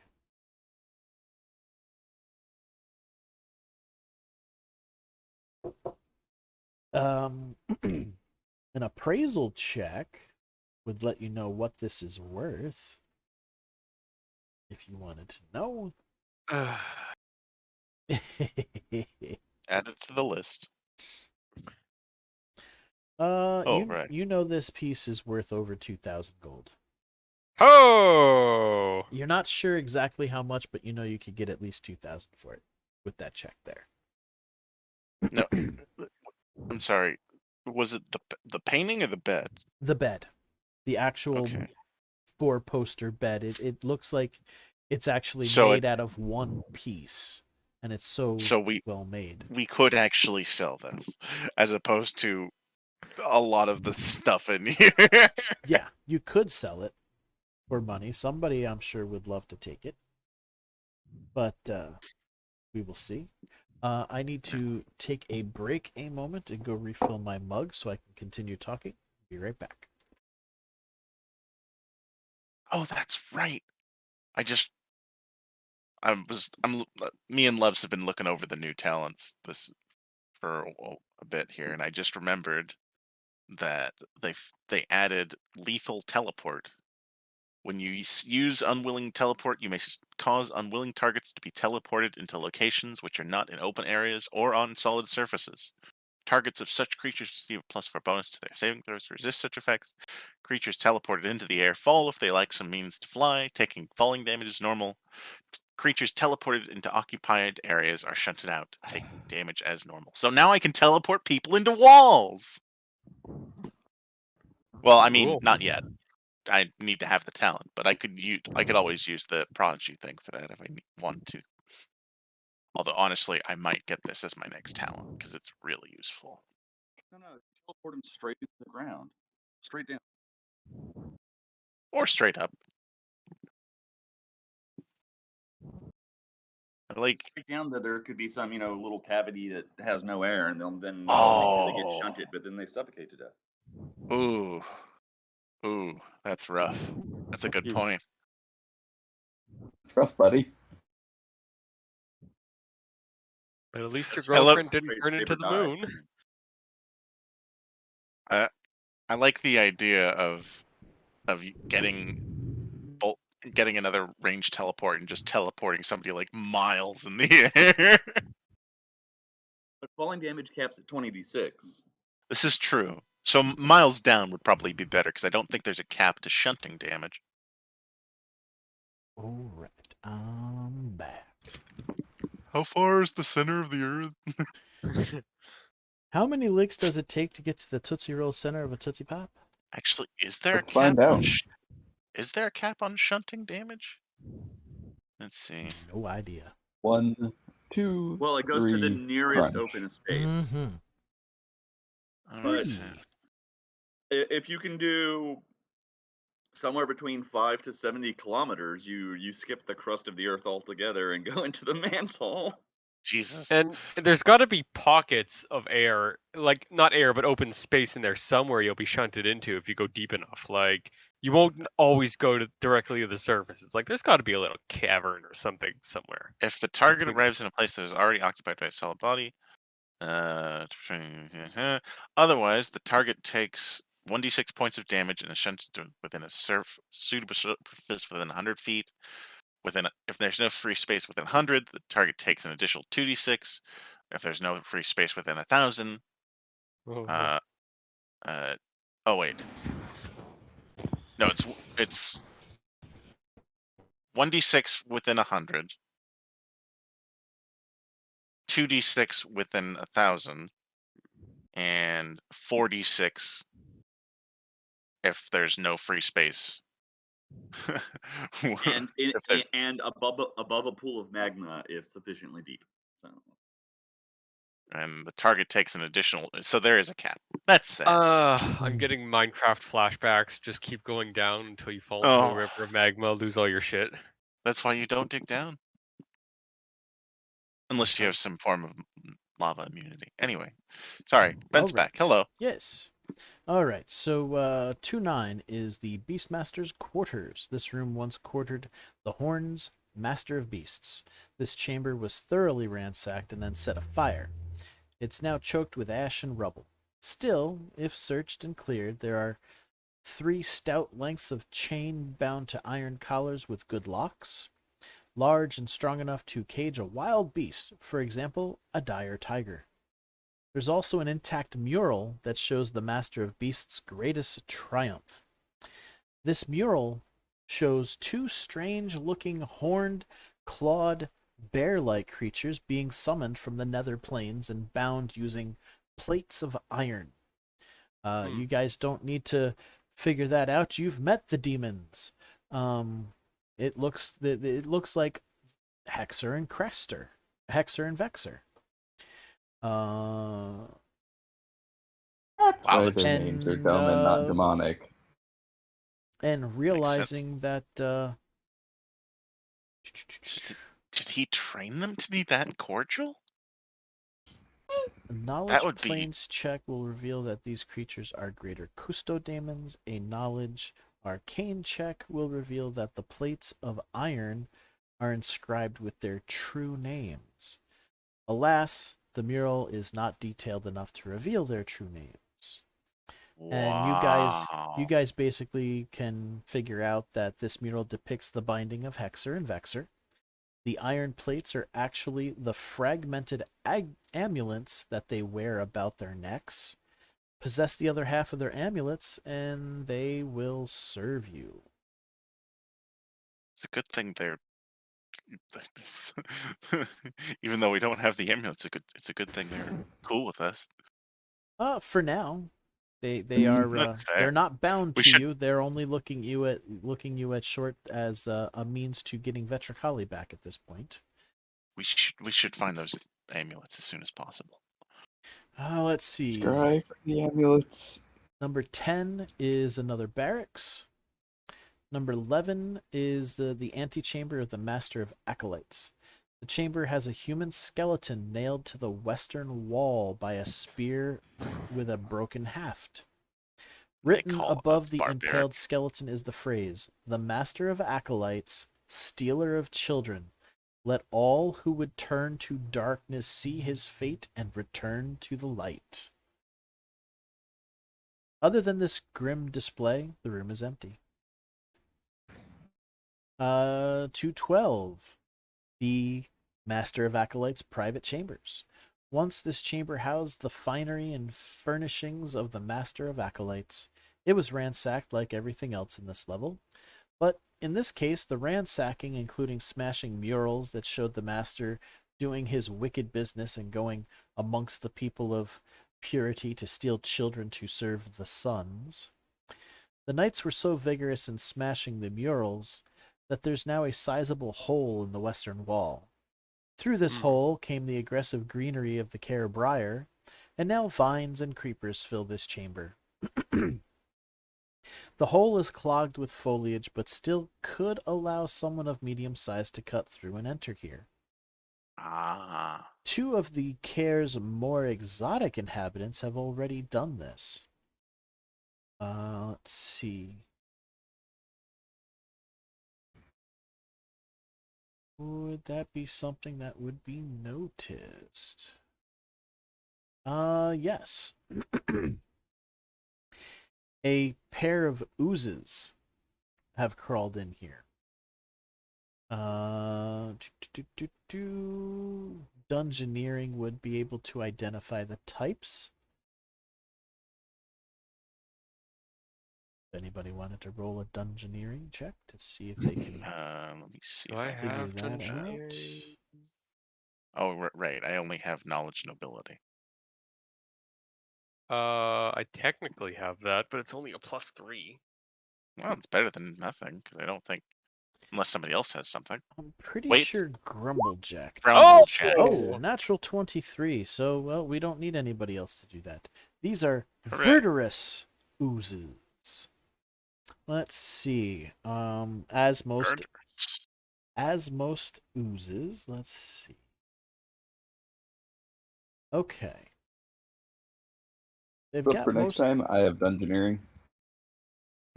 Okay, good to know. We should make a list of this shit. I think what makes them special is their ability to enliven. The chemicals emitted by a Verderous ooze cause nearby plants to twitch into life, while in areas covered in natural growth, all squares within 15 feet of a Verderous ooze are affected as if by the spell Entangle. The Verderous ooze has no control over this effect, and if dispelled, the effect renews after 1d4 rounds. They also have a sleep aura. The chemicals emitted by a Verderous ooze have a stronger and opposite effect on the living. Non-plant creatures that come within a 30-foot radius, all living creatures within the area must make a DC 21 will save or fall asleep for a number of rounds equal to the ooze's hit dice. Number of rounds equal to how long it'd take to kill you.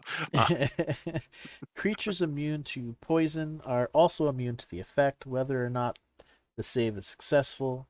The creature cannot be affected again by the same sleep aura for 24 hours.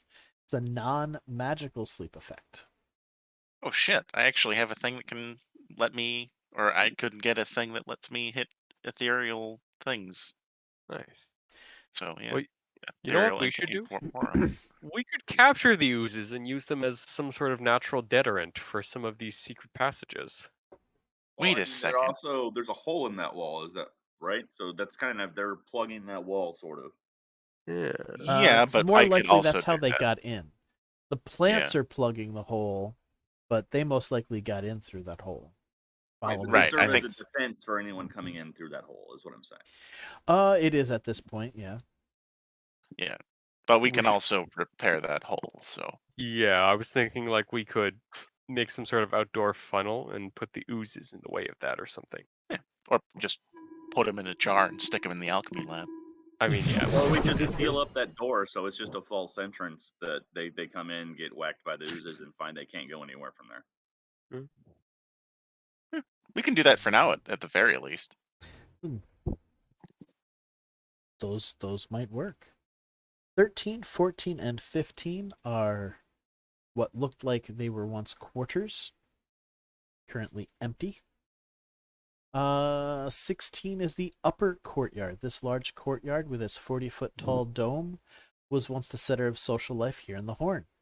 The death priests of old would gather to debate philosophical intricacies of pestilence, all the while plotting to unleash yet more virulent horrors upon the world. Those days are now long past. The only hint of this once powerful wicked society is the candelabra of 3 continual flame spells that burn an undying eerie green at the apex of the dome. Oh, that's nice. There is a magic fountain here that produces fresh water. It also possesses a moderate transmutation aura. The fountain's centerpiece What? is carved in the form of a trio of exultant hydrodamons that vomit forth the water into the basin below. The Great Basin of the pool holds 100 gallons of water. When it is depleted, the basin is replenished at the rate of 1 gallon a round. Despite Nice. this fountain's sinister appearance and the fact that it was created by disease-loving demonic death cult, the water is clean, fresh, and potable. The fountain is part of the floor of the room and cannot be removed. Did the other fountain say that? Yep. 17 is priest's quarters. Used to house 4 priests of the Pale Horseman. Now it's largely empty with only a few remaining wrecked pieces of furniture. Most of the furnishings were dragged out of the horn and burned in the great pyre alongside the dead priest's corpses. Doesn't seem to be of anything of interest or value.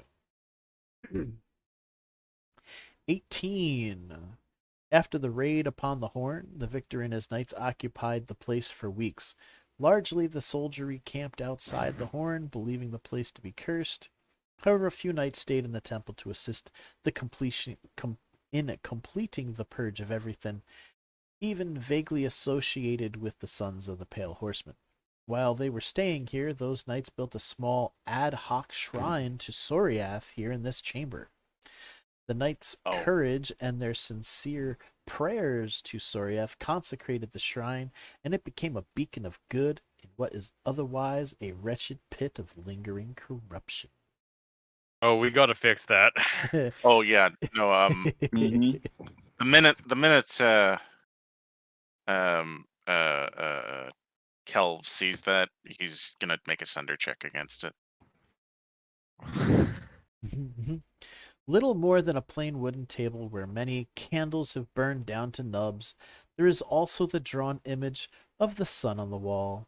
An inscription has been carved below that reads, Soriath Lucet Omnibus, Soriath Omnia Regit, which translates to Soriath shines on everyone, Soriath rules everything.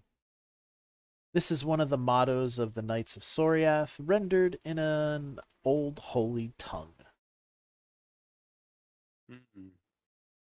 As long as the shrine remains consecrated, any spell with the evil descriptor is impeded on this level.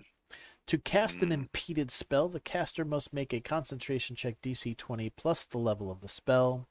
If the check fails, the spell does not function, but is still lost as prepared, or you still lose the spell. If the check succeeds, the spell functions normally. Desecrating the shrine is not difficult. A cleric spell Desecrate will accomplish this, as well as defacing the shrine and offering a living sacrifice to Rapscallion or any other evil entity. And an animal will suffice. It doesn't have to be human, just any sacrifice. To realize what must be done here, a knowledge religion DC 15 must be made, which enough of us, I know Aaron should be able to make that Somebody will be able to get it. easily. Let me just double check his. What? Oh, that's right. No, he's only got 2. Hang on. He might not know that so well, but what about Cinder? Did she take... Ooh, she doesn't have anything in religion either. But... Turns out none of us are religious. Oops. I think part of that is because there was a ruling a while back where knowledge religion was something else. Knowledge religion in Soriath is called Knowledge Mysteries. No, Knowledge Paranormal. It was Paranormal. Yeah. It's been a while. Arcana was Mysteries, but... But now it doesn't matter. Yeah. That one Let's see what Grumblejack gets here. Oh, he rolled a 7, because he actually has 3 ranks in it. But he didn't get it. Let's see. Does anybody have ranks in knowledge religion? Fortunately not. Signs point to no. Huh. Yes, I do. Oh, good. Well, wait. It says it's untrained. Oh, That's wait. Yeah. Huron. Right. Yeah.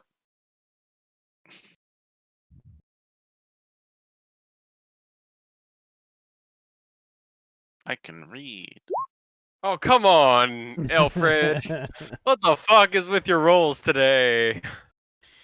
Well, right now we don't. You know that it could be it could be desecrated, but at the moment we're not coming up Oh, with. he breaks the shrine anyway. We may not do the Oh, sad yeah, stuff. for sure. Yeah, when that would probably work, desecrating it a bit like that. I mean, we're gonna do all sorts of nasty stuff to it, I'm sure.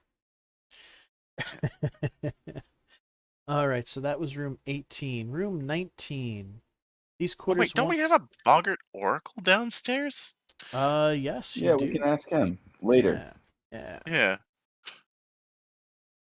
These quarters once housed 6 acolytes, but now all that remain is a broken headless statue. Even a cursory glance reveals that the statue is very detailed. Detect magic reveals that the statue's belt pouches detect strong evocation magic. Mm-hmm. That Looks could like mean any number it of looks things. like the magic is coming from inside the pouch of the statue. Hmm. What do you say, Lockward? Let me see if there's an actual way to figure out what's going on with that. What's the website where you buy all the RPG books again? Humble Bundle? No. No. Oh wait, no, I can just get to it via the Spheres wiki.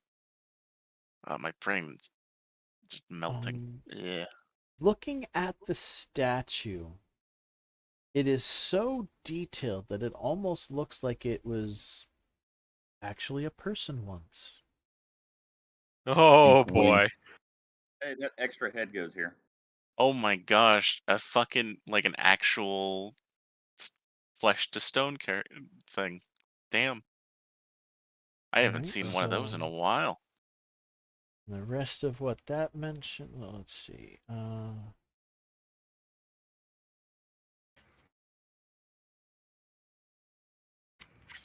Okay, so that's that. Yeah, in that room you see the headless statue. Very, very detailed Okay. headless statue. Looks very lifelike. So we take the extra head and we put it on the headless statue. Now, granted, we'll need to repair it somehow. Probably. Let's see. And then turn it back to Room flesh. 20. Temple of the Priests. This is the smaller of 2 temples, but is by far the grander. 6 stately pillars rise to high vaulted ceilings. Images of winged carrion birds circle high above, set into the stonework. Stunningly beautiful, intricate murals cover every inch of the walls and floor of this place. At first glance, the murals appear quite lovely, showing vast armies of supplicants, each exquisitely rendered in bas relief, walking arms outspread towards some unseen goal. Only as you progress towards the throne and the eastern wall does the message of the murals become clear. The figures become more and more emaciated, worn, and diseased. Around the throne can be seen cackling daemons herding them like sheep. Nearer the wall, they are no longer supplicants, but instead shambling undead marching in great legions. And on the eastern walls is the supplicant's destination. A throne carved in the likeness of a great skull, and above it reads, in abyssal, "Lead the flock into the arms of blessed death." This is probably the sacrifice room. Yep. And scanning the room with your perception check, you will see that the throne in this room, up on section A there, the throne in this room has the word Ra etched into it. RHA. or R-A-H. Do I know what Ra and Ya mean in Abyssal, respectively? No, not at this point. What about any words that would be combinations of those two? If you know Abyssal, make a... That would be a Linguistics? linguistics check, yeah. Okay.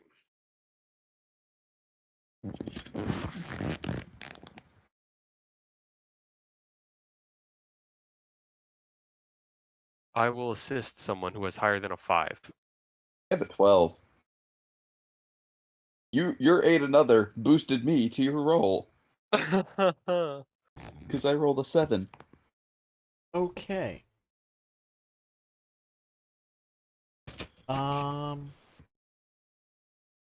Well, Ya would be 1 or first.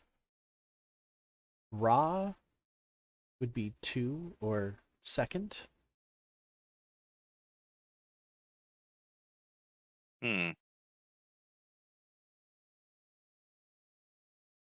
That's what your 21 gets you for now. Okay. And where was I? So we found a throne on the first floor in the temple with Ya on it, meaning first or 1 or first, and a throne on the second floor with Ra on it, which means 2 or second. Mm-hmm. 21. Anyone 21. else? It's this whole L-shaped corridor on the north and east side. This long L-shaped corridor extends almost 220 feet. Every 10 feet is a new mural carved in larger-than-life detail. Together, these murals depict a detailed history of the sons of the Pale Horsemen. Some of the murals have been defaced, but there is simply so much adornment throughout the horn that after a while the knights in the victor's service simply could not deface it all.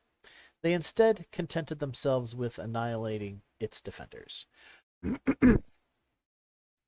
Someone with the working knowledge of Abyssal Tongue and with patience could catalog every major event in the Sun's history, from their founding in a distant land, their expulsion, their search for a new home, their building of the horn, their summoning of Vetracali, and then the many years of serving the Daemon Prince. It's actually an epic tale, though doubtless aggrandizing of the sons. But there's more here than just simple story.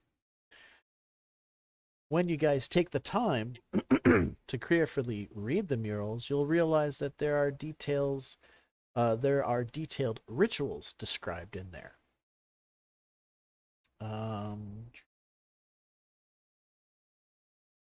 So let's see. Well, we can go forth. We can work on. We'll read into that a little bit further after we a bit to go on with that. What room was that? That was the Hall of Murals, 221. Thank you. You can say the Hall of Murals and Rituals.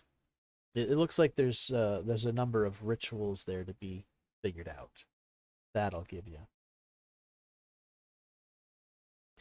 And that is all of floor 2. Floor 3, which we are now gonna ping shift us to. Boom.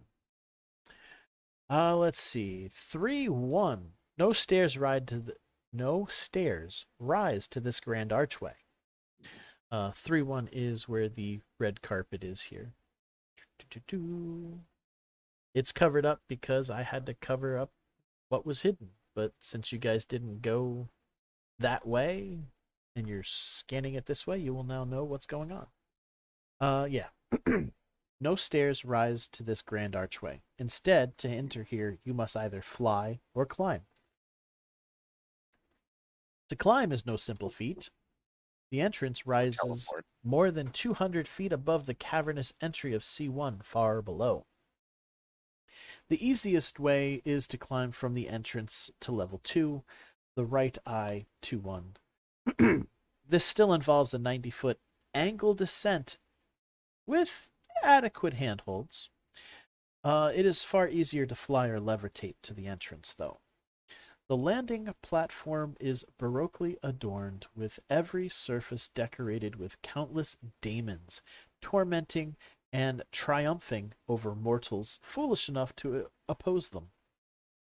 Prominent among these decorations, to the left of the archway, is a bas relief of Vetracali sitting cross-legged. His 3 eyes are buttons that, if pressed simultaneously, deactivate the trap towards the entrance, which the demons could tell you. Hexer and Vexer have figured that out from their many explorings. The pit remains deactivated until an identical bas relief on the other side of the wall is similarly pressed.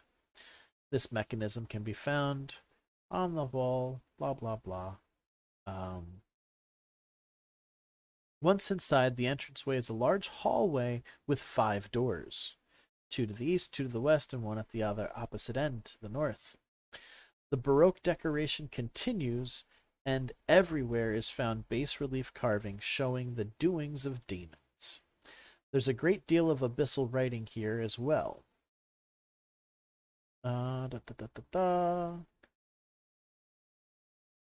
It can be understood that this hallway tells the tale of the ascension of the daemon Prince Vetracali Eats the Eyes. It's revealed that Vetracali is a leucodaemon who, through his savagery and remorseless cruelty, rose from the ranks of the appointed... Hang on. He's a leucodemon who through his savagery and remorseless cruelty rose from the ranks to be appointed an archdeacon of pestilence in service to the Pale Horseman. This hallway exalts and praises the many ruthless deeds done by Vetracali to gain this prominence. 6 green, ominous, flickering continual flames, 1 beside each of the single doors, and 2 beside the double doors at the end of the hall, light this hall. 3-2. The Blasted Chamber of the High Priest. This was once the personal chamber of the mortal leader of the Sons of the Pale Horseman. The last High Priest, then known as Ezra Twice Damned, dwelled here. Now it's empty save for ash and splinters. The chamber was wrecked by a tremendous explosion such as a fireball. The demons will be able to point out that there is a secret door, but it's partially cracked open, what was once a finely made secret door now only requires a DC 15 perception skill, and if this room is cleared, the door patched and closed, this could again be a well-concealed secret door. Apparently you couldn't notice that from the other side, but you can from that side. 3-3, which you already know, is the old library. 3-4 is a guard room. Seems to be empty. 3-5, the Fane of the Three-Eyed Prince. Which, yeah, that's this one here, the one that looks, like it's got benches and some treasure chests. As ornate and baroque as the entry hall, 3-1, is, it pales before the expansive and vaulted chamber. This is the Horn's 3rd temple, reserved only for the High Priest and his elite retinue. Most of the Sons of the Pale Horseman never entered this temple and never experienced the strange rites conducted within. The Fane is adored. It's adorned with a riot of lurid color. Brilliant bas reliefs depict daemons of every sort engaged in countless acts of wanton evil, callous destruction, and inhuman savagery. Rows of pews allow a congregation of the chosen to gather. The podium is doubtless where foul sermons of Abaddon's wisdom and the bile were delivered to those gatherings. At the front of the chamber are 4 shrines. They looked like treasure chests from a distance away, that's why I misspoke. But they are shrines. A white shrine decorated with bas-relief depictions of open pits of the dead and lepers crying in anguish. B is a shrine of red stone decorated with cruel iron weaponry and scenes of slaughter. C is a shrine of black stone decorated with images of mortals wasting away from hunger and starvation. D is a shrine of pale green stone adorned with a skull with 2 coins over its eyes and an inscription of jagged abyssal writing which reads, "Behold a pale horse, its rider is death, and all shall follow him." E, the largest bas-relief image of Vetracali sitting cross-legged holding his greatest work, his masterpiece, a vial of some sort. Below the vial is an inscribed name, the Tears of Achilles. Vetracali also holds 3 blades and a strange jagged key with an abyssal inscription, Hail Vetracali. The 3-eyed Daemon Prince pays homage to the 4 shrines, but there's no doubt that this fane is built primarily to honor him. Anyone who approaches this image of the Daemon Prince without saying something is afflicted by fearful visions, which you may get a save against. The demons will tell you when it's Hail Vetracali. Otherwise, you become very, very afraid. Okay.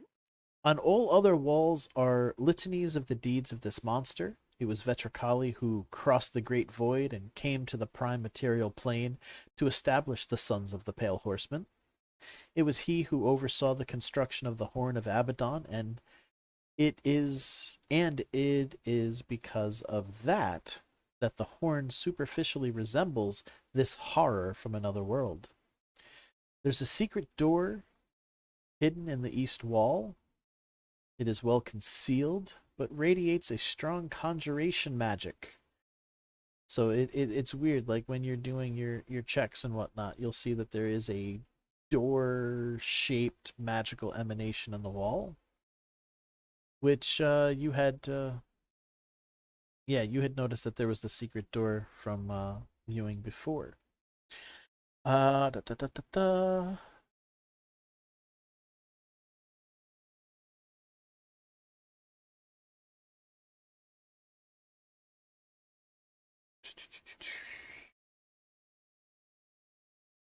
And the demons also say that to get to what's actually in that room, you have to say Hail Vetracali in Abyssal, and it actually lets you go to the dimensional pocket inside that room. Yes. Hail Vetracali.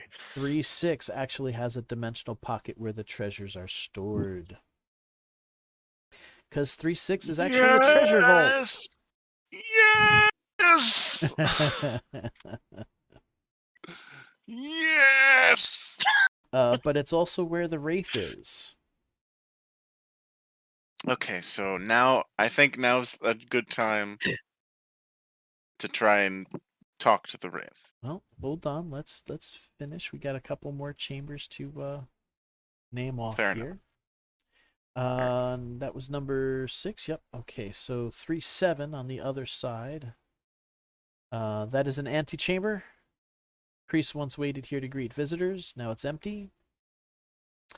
The lightning-scarred room is 3-8. A great magical battle was fought here between the Wizards of the Suns and the Priests of Soriath. The deep gouges cut in the stonework reveal where powerful spells once blasted out again and again. Now, other than its scars, the room is empty and unremarkable. 3-9, Meditation Hall of the High Priest. This room has no furnishings. The walls and floors of this chamber are covered in abyssal script. The phrase, "Receive the wisdom of Abaddon," is written prominently on the curved northern wall. There is a circle of such script in the center of the floor that is the nonsense word Nen, repeated over and over again. This I is take it that's 3 in Abyssal. da, da, da, da, da.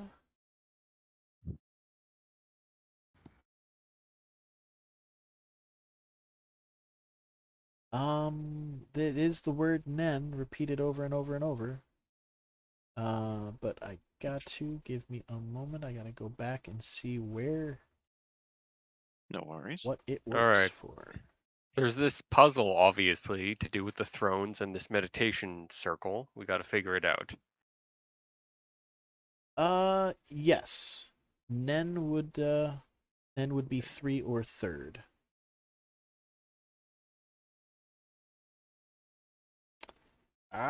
Stop that. So now I gotta get back to 310. That's interesting. All right. This is also an excellent place to receive visions of the outer planes, in particular of Abaddon. The sons of the Pale Horsemen believed their visions contained great wisdom. Perhaps this is so.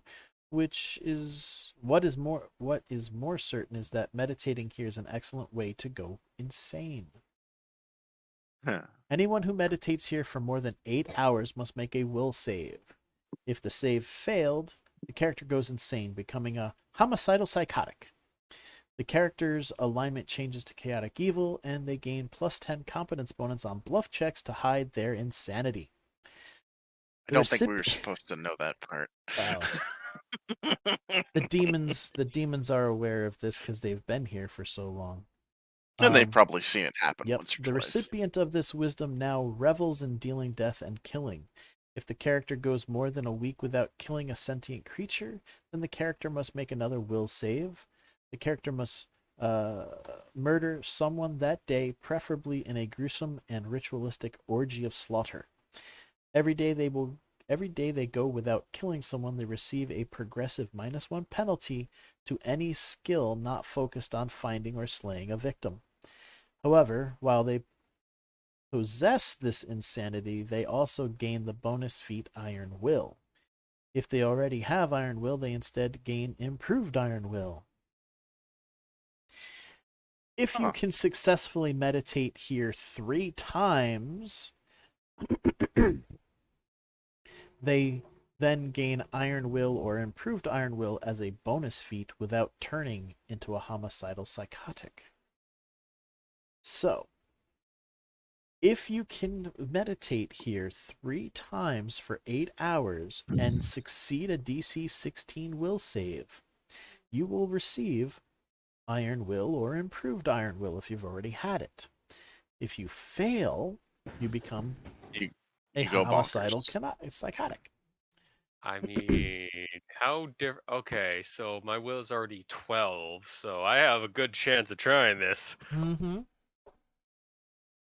If it's worth the extra hit points. Saves? Oh, right, I have to sacrifice hit points for it, right? Iron, you have to sacrifice hit points for what?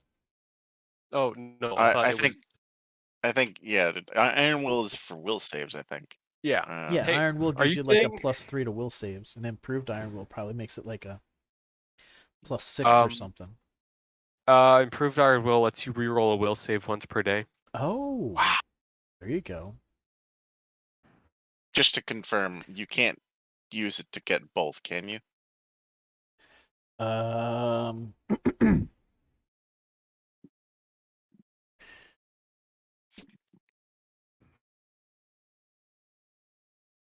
It doesn't say you can't.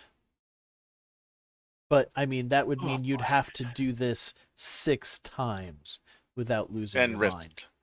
Yeah. Now that... I forget, do you... Crit failing is crit failing a thing on saves? Yes. Yes. On saves, yes. Yeah. Damn. So you can't just have good enough saves. But if I would rule that if your base save is 16 or better, I mean, you yeah. wouldn't need to make a roll because short of a natural 1, and it's like, look, if your base bonus to it is as high as the DC, you're not gonna fail it. I appreciate that ruling. All right, 310. Sacrifice holding cells. This long row of 6 cells, A through F, having stout steel doors and good locks. Here the sons kept their sacrificial victims and playthings until the moment was right to offer them to their daemon patron. Now it is empty. 311 is the Chamber of Delights. Once this was a great brothel chamber of the high priesthood. The rewards for serving Vetracali were doled out here in sumptuous excess. When the victor raided this hall, he ordered the erotic murals defaced and the great chamber purged of any hint of original purpose. Now it's just simply a gigantic, empty room. The only hint of its former uses are a few defaced murals. A close examination, 20 perception, will reveal hints of the wanton excesses once depicted here. Most disturbing are the hints that not everyone who visited the brothel were human or even humanoid. Okay, that's fine. if it said there are indications of a struggle or something, but that would have been too far for me. Demon orgies. And you have demon been orgies are fine. It's unwilling. and you have been in 12, and you have Hard. been in 13, and you have been all the way to the top, which is actually. Is that everything? Are you currently still up on the 4th floor, watching or looking through the stone? I am. I don't Okay. know what everyone else is doing. I figured everybody else was staying with you at this point, giving the look over.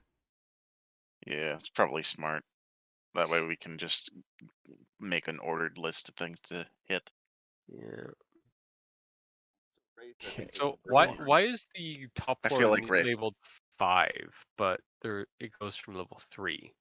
I'm not sure why it did that, because you can see the entire map.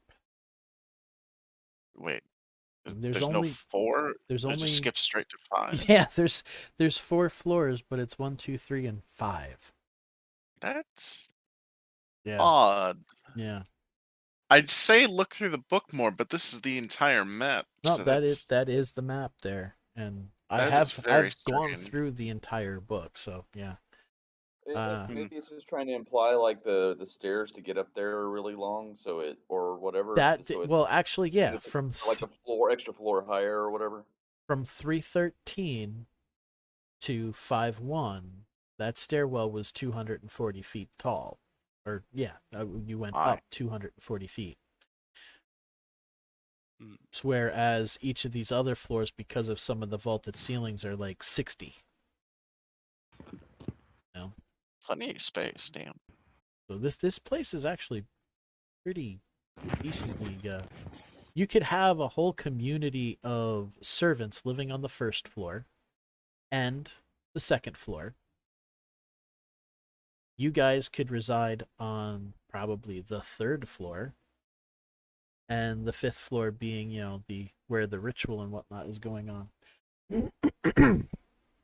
So, of the rooms of note, where would we like to go to next? And I feel like priority physically number explore. 1. I feel like priority number 1 is the Wraith. So We should going to see the if we can- treasure room, we have a vote Yeah. for. We also need to find the 2 jewels, wherever they are.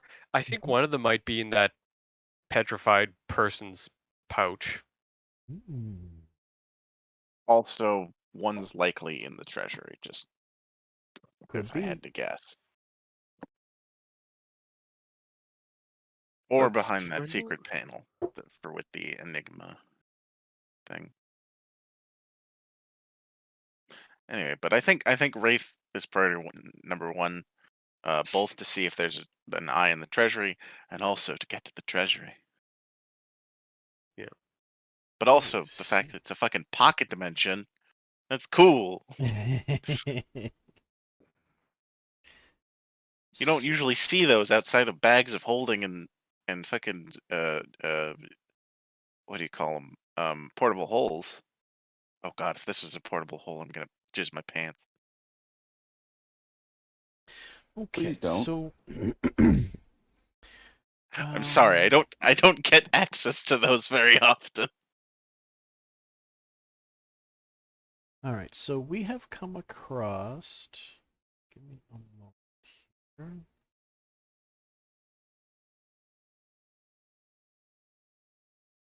Should just type page. No, I'm not sure what page it is. Okay, so page 38. Here's an important question that I just noticed. It's an exploit for the thing that lets me hit incorporeal things, so they need to be fainted or made flat-footed in some fashion. Can you faint ghosts normally? I don't see why not. Intelligent creatures. Yeah, yeah. Yeah. It just seems a little bit weird, is all. But yes, yeah, that makes sense. Okay, so now it's made. Although you do take a -4 penalty against non-humanoids, -8 if they're animal intelligence, etc. But since rates are intelligence undead, just the -4 non-humanoid penalty, and you roll at a plus what the fuck. So Yeah. I'm trying to think. Isn't there a talent that lets me? Only place that shows up. Seriously? That lets me affect or ignore that penalty, the non-humanoid one. there is. I don't remember where it is. And it's probably not in leadership. In duelist somewhere. What am I Duelist. missing here? The spiral goes up to here. Didn't even think about checking duelist.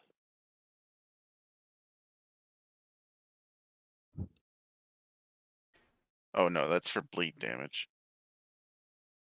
Oh wait, no, not duelist. Fencing. I was looking there, but I didn't see anything. But maybe I'm just missing it. Masterful defense. Oh, unlikely feint. There it is. I should probably just get. Man, I need more talents.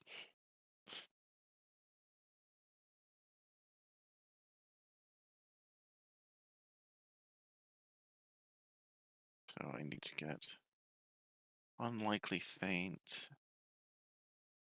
And what was the other one I was looking at? Oh, the dangerous teleport or whatever it's called.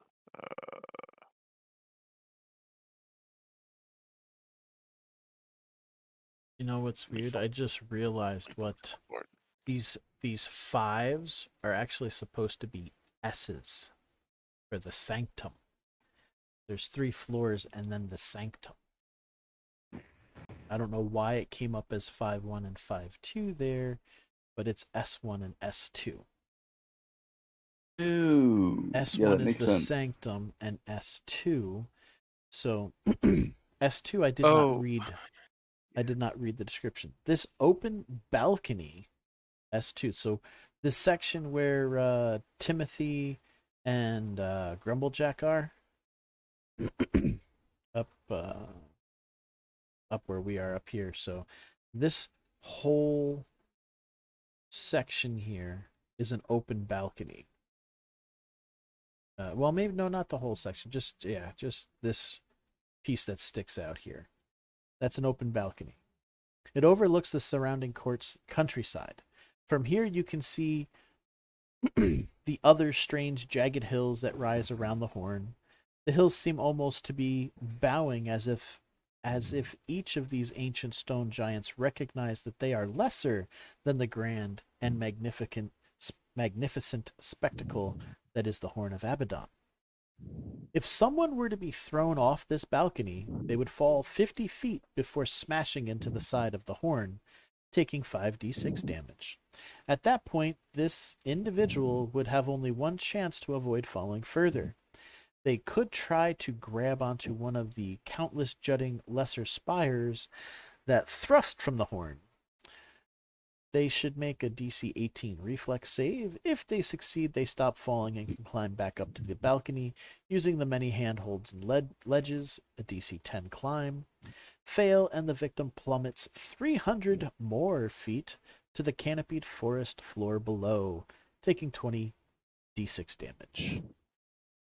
Damn. We get... Okay, so we found the sanctum, which gives us an additional 3,200 XP. Not giving that out yet, just making note of it on the paperwork here. Alright, so we were heading to 3-6 first. Now, from where we are, that may cause a bit of a problem. Oh, a portal appears in the room.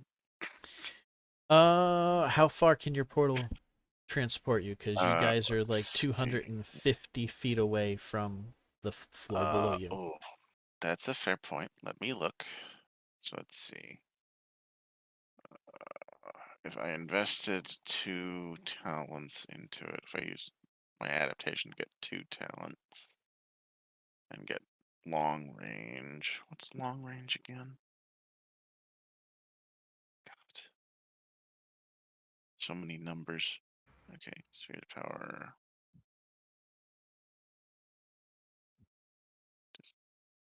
It's long range. What's the range? There we go. 400 feet plus 40 per caster level. And I am, I think, full caster level with warp. Just double check that.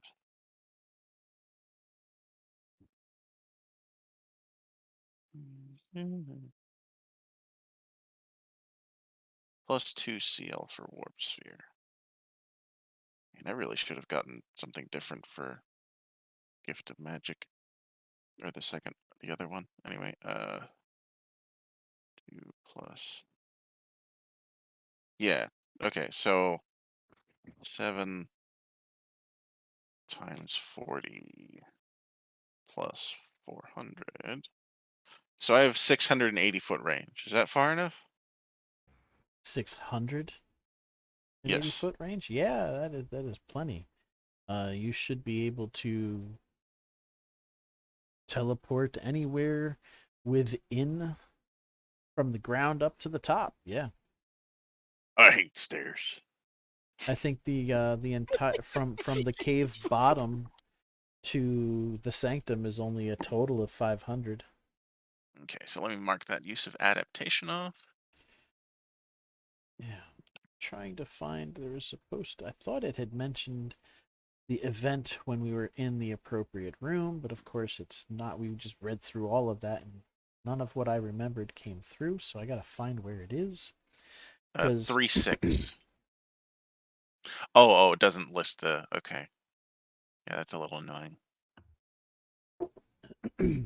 Event 18 is entitled Grumblejack's Glory. Ooh. Okay, there it is. And I thought it was here in this. So while we were doing the things here in the Sanctum of Vetra Kali, this event has no timeline and may not happen at all. Recall in Book 1 that Grumblejack the Ogre had small horns. This is because Grumblejack is not a pure-blood ogre. In fact, Grumblejack descends from ogres who once defended the Horn of Abaddon. Demonic blood flows in his veins. If Grumblejack enters the Sanctum of Vetra Kali, he will suddenly feel dizzy and start muttering about how he's been here before. He will complain that he is thirsty. Wine or water will not quench his thirst. He remains thirsty while in the sanctum. If, for some reason, he drinks unholy water created from the statue of Vetracali, Grumblejack changes. His half-fiend heritage is revealed. His horns grow much larger, and he can magically fly. Grumblejack is no longer just an ogre. He is something mightier, and he is grateful. So I imagine, yeah. He gets really thirsty. We try and give him water. It doesn't work. If we had any alcohol, it wouldn't work. Alfred offers him some blood. It doesn't work. It doesn't work. Eventually, knowing that the fountain creates unholy water, and he feels like he's been here before, the demons may make a mention of, well, put some water in there, see if that helps. And when he drinks of it, the horns grow, and now the book names him Grumblejack, demonic cohort of the ninth knot, because this is when technically the book says he can start taking actual levels and gaining experience and become like the party's cohort. You jumped the gun a little bit. Oh, I didn't want to do that because he was participating and whatnot, and I'm gonna make him. Come on. Yeah. So. But yeah, I'm gonna have to update his thing because now he is. I bet his stat block is a lot better. He is a large outsider. And he can fly. Looks like Cinder's got a new mount. Let's see. So he becomes a male half-fiend ogre. Basically, that's going to give him darkness 3 times a day, desecrate and unholy blight once a day. Hey, he can fix the shrine. Yep. Yeah. Well, desecrate the shrine, yeah. It's not really fixing it. And he also gets to smite good once a day. Oh, very nice. Yeah. Oh my god, with his base damage too? Jesus. That's nuts. Grumblejack hate do-gooders. All right. So that gives us, giving, let's see, Grumblejack's glory. We'll just go Grumblejack's glory. And that gives us 2400 XP for that. Alrighty. So that obviously happens before we go, teleporting. So you're going to teleport. Oh, let me delete these here. So we just got that. Delete that because I got them everywhere else. The map disappeared for me for a second, so I thought you deleted the map. I'll put them back in the rooms. With their telepathy, they can keep in contact with you, and they tend to like to stay in that room. So let me get everybody. We do need to find those amulets. Should be our probably next priority. Although, admittedly, apparently we didn't find them via the scrying, so they might be hidden. Yep. Well, I bet they're in the room where the ghosty goes. Yeah, we found a lot of hints about stuff. Like there's a scrap of paper in 2-4. There's an extra stone head in 2-7 that doesn't match. There's room 7 on the first floor. There's the grate in room 9 where they might have hid it. Room 13 and 15 have stuff. Yep. There's the trophy room with the magical silver ring. So I got page 77. Yep. We'll get to it. Page 77 for his update. There's the room with the statue that's been petrified that may or may not have it on his person. Well, you'll recognize that the head that you had seen was in great detail similar to the headless statue. So chances are that is the correct head for the statue. You're just going to have to figure out what's going on with it. Yeah, we put that 2 and 2 together. Yep. Hopefully We don't have to just have a caster with stone to flesh. Remove curse or dispel magic, maybe? Mm-mm. Bionic It's an equivalent of miracle. That would probably work. Well, there are But, details to it and checks to be made when we get to that room. Wraith first. So we know that. Okay, so let me get back to 3.6, which is probably going to be what, page 48. Oh, that was close, but not quite. Go back a little bit.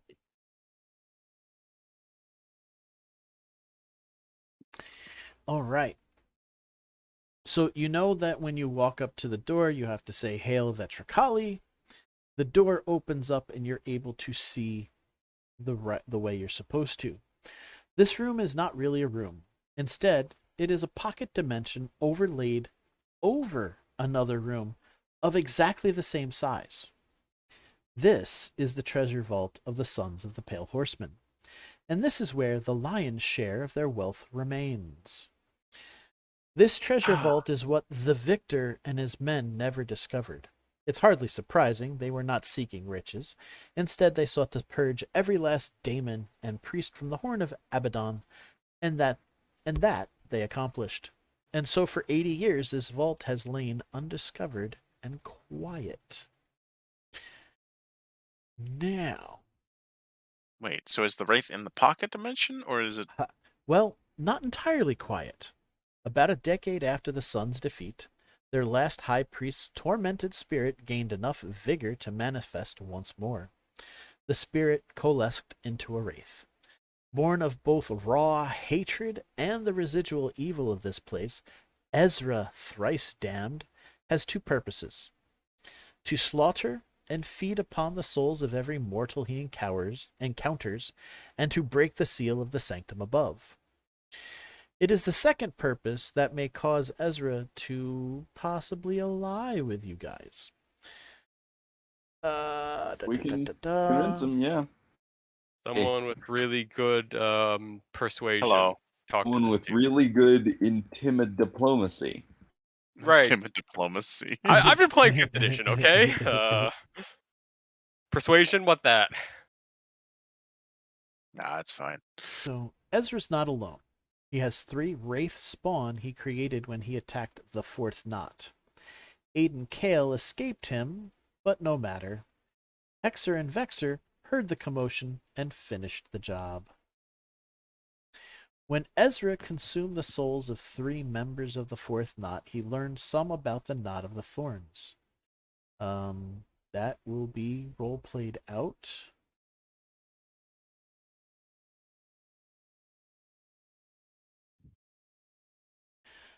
Besides Ezra, there's also the small matter of the treasure.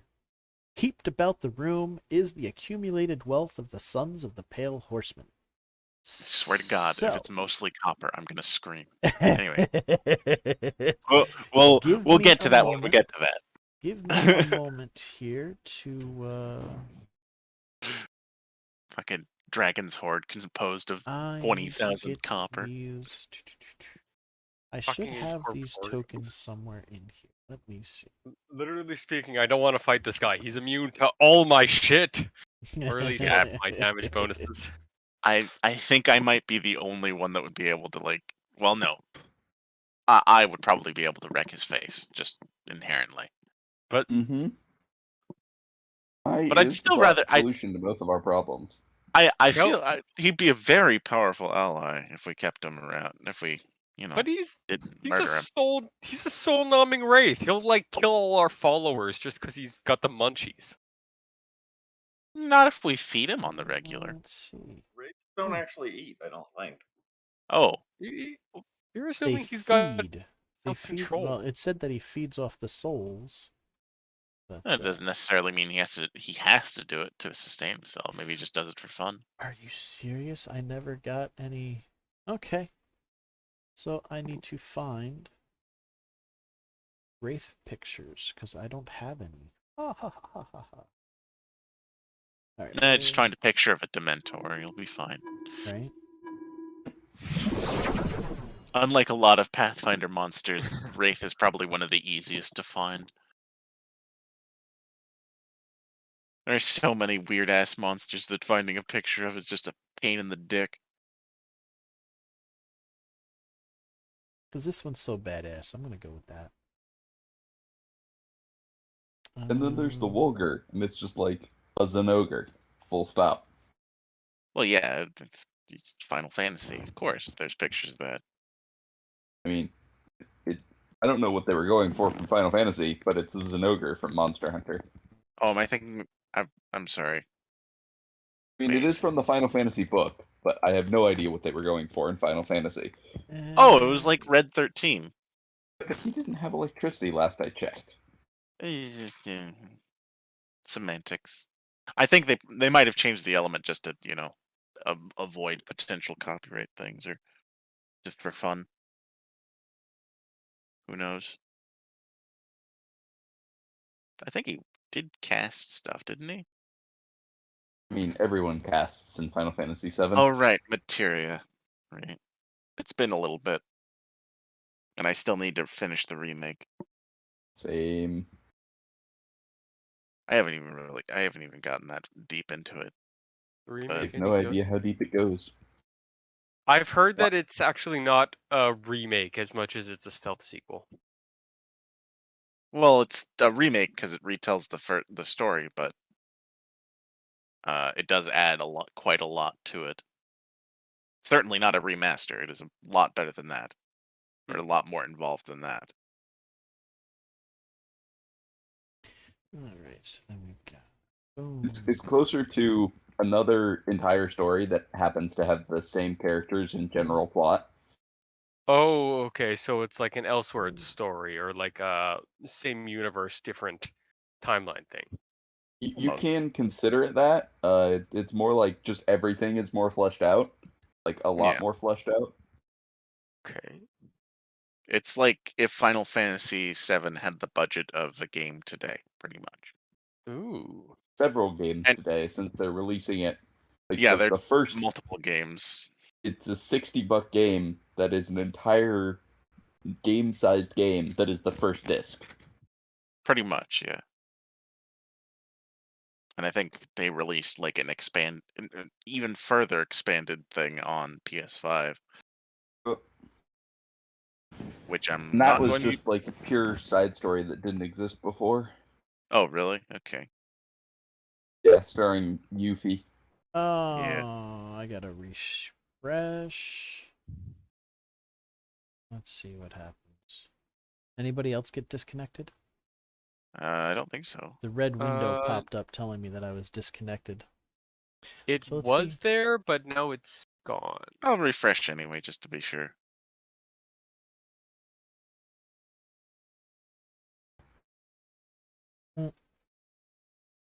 Yep, these guys are still super big.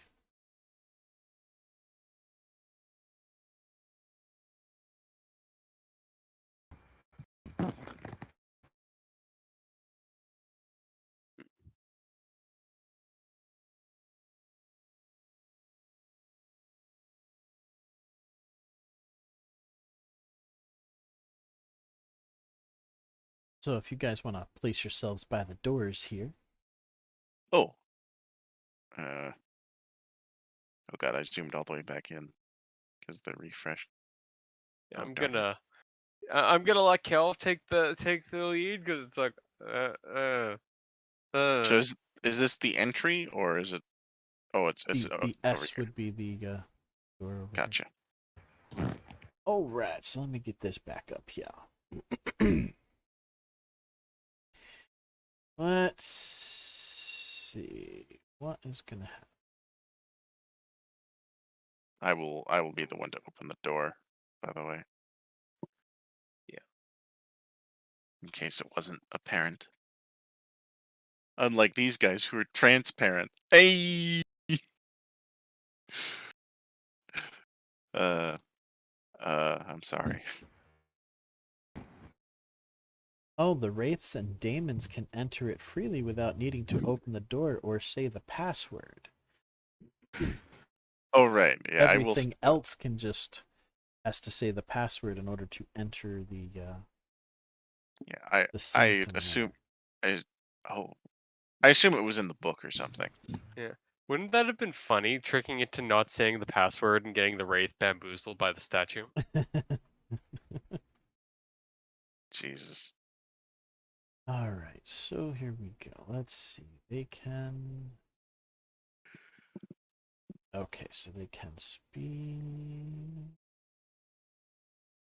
Oh, please tell me they can speak common.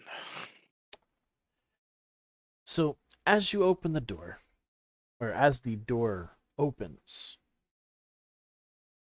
you will see a well-looking red wraith and three other wispy, not as well-defined wraiths behind him, and treasures galore. The wraiths will all look at you.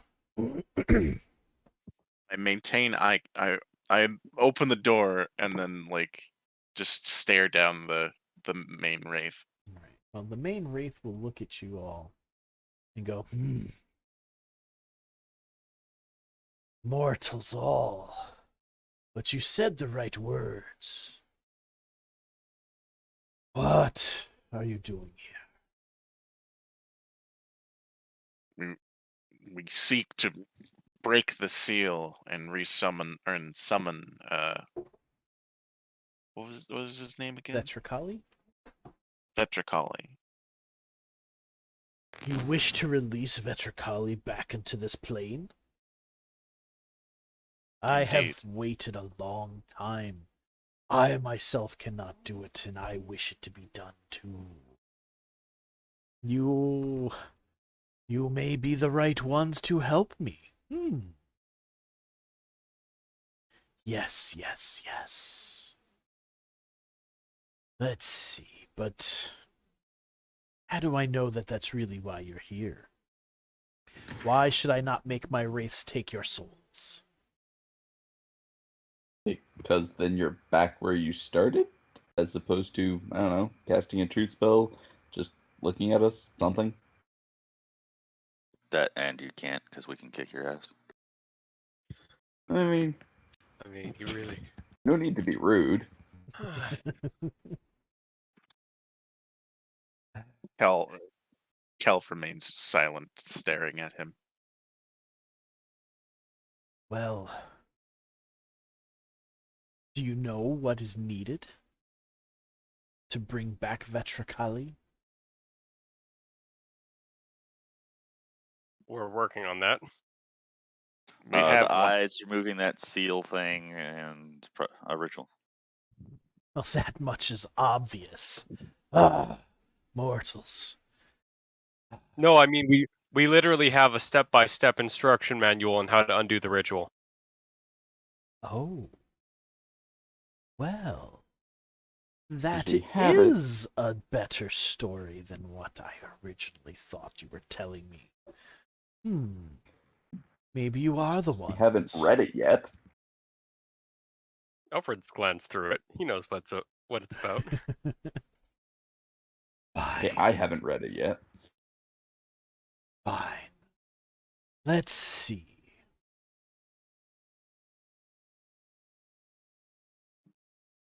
He will then start divulging some information. Let's see here.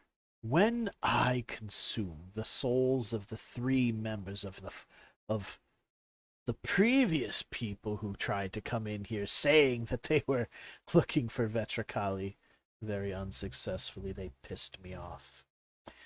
I learned some about this knot of thorns that they were supposed to be part of, a fourth knot.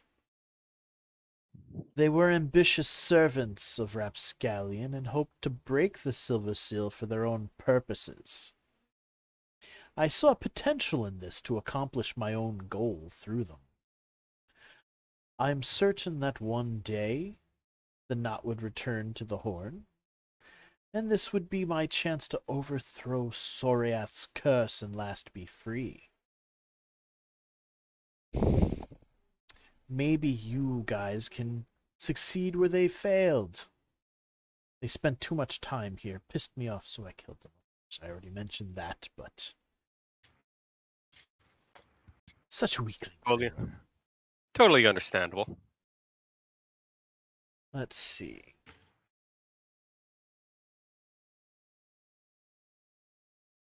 So,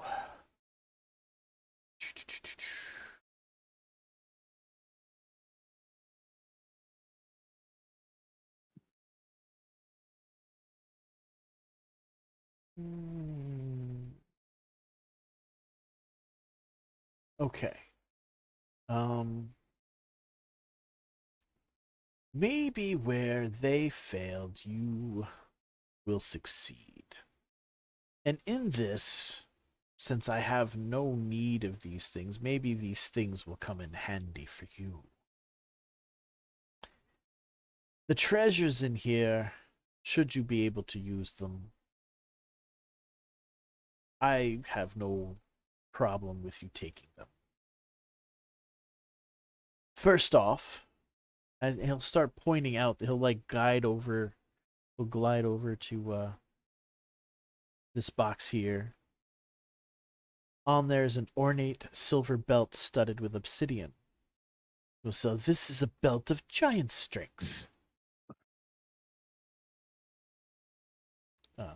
Belt of giant strength +2. Then over here, points at another thing. There's a plain golden ring. A ring of mind shielding. He'll move over to this box. There's an ornate teak wood box holding a glass lens, and he'll say, "The lens of detection." So going over to these boxes over here. I'd like to think that the players get first dibs on the magic items there, Well, Alfred. Yeah. I'm just imagining how strong would Grumblejack be. A walking stick of hard black wood adorned with silver fixtures and green semi-precious stones. He says, "This is a rod of elemental metamagic, lesser acid." Oh. Still useful. Well, maybe. Says, "I will point these out because it's a good thing you didn't have the daemons with you. There's 2 iron plates, both carved in abyssal, that read Atticus and Andean. I assure you they will come in handy with your little demon friends." Oh, are those what I think they are? Nice. Yep. Motion over here. They probably felt that. There is a ton, yes, 2,000 pounds, of solid silver furnishings, plates, silverware, goblets, candelabra, circlets, jewelry, and the like. It's easily sellable and worth 10,000 gold pieces. Oh shit! I just realized more. Yep. You have a physical loot list, right? Yeah. Yep. It sounds like Okay, he's good. actually typing it out or writing it out. Oh, thank God! I just realized that I should have been doing that. Yep. Somebody else was. There are 600 pounds of similar gold items worth 30,000 gold pieces. Then he comes back over to here where there are there are 6 chests full of mixed coinage from dozens of nations. Approximately 550 pounds of coins worth 5,500 gold pieces.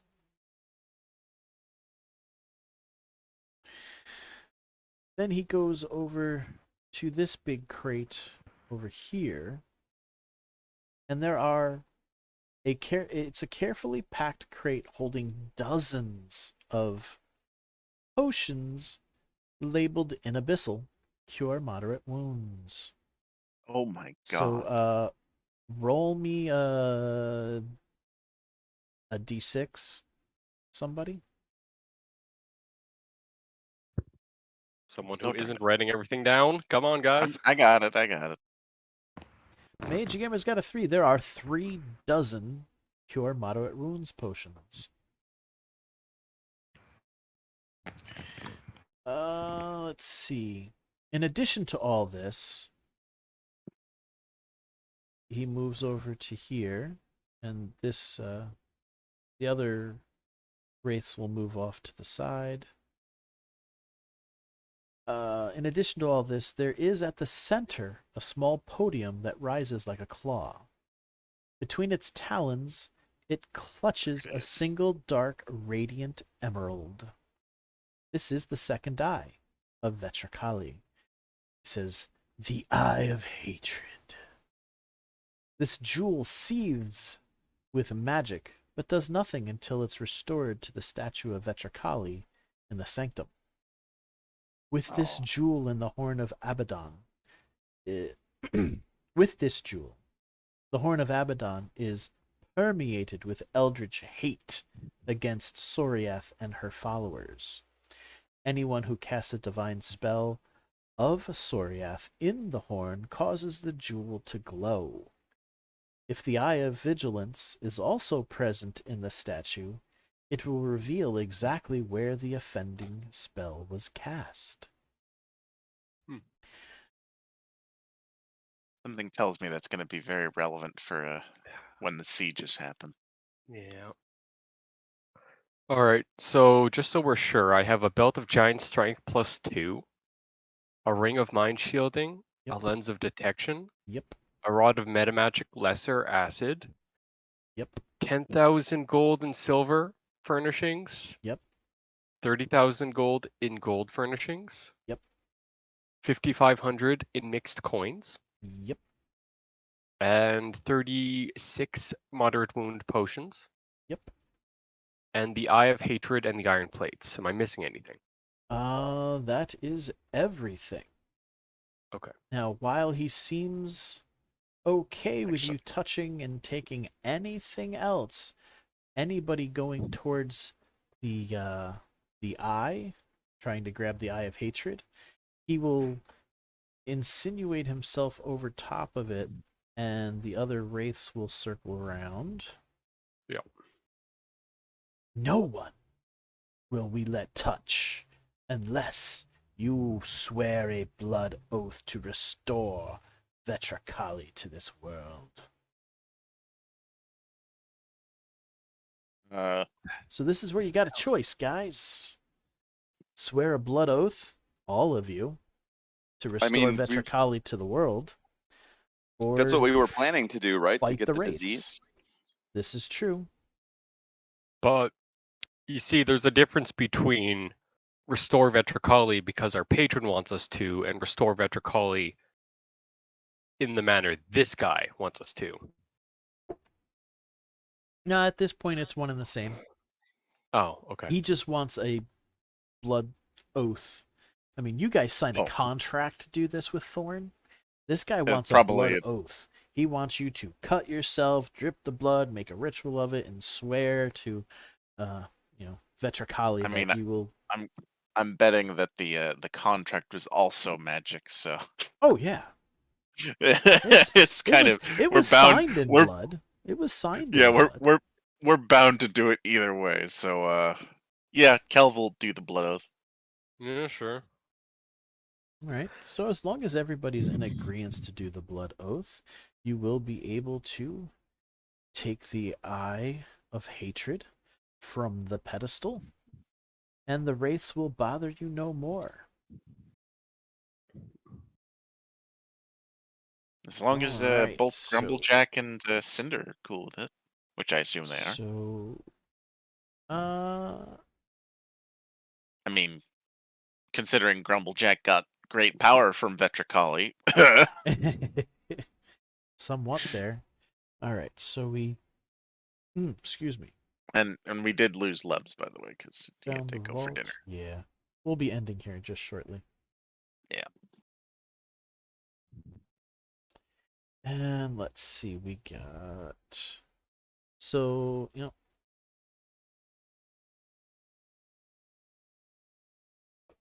as I break the tip of my pencil.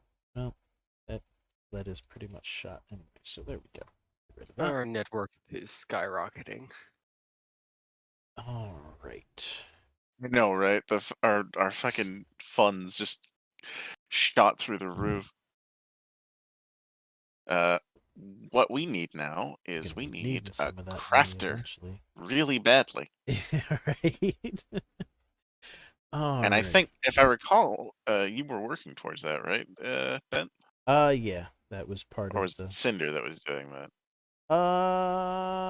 one or the other. Yeah. I mean, One you or could the other. you I could gotta both be crafters and just have different craft things. 6, 7, 8, 10, 12, 7, 8, 10, 15. All right. Let's see here. Gotta get my calculator up.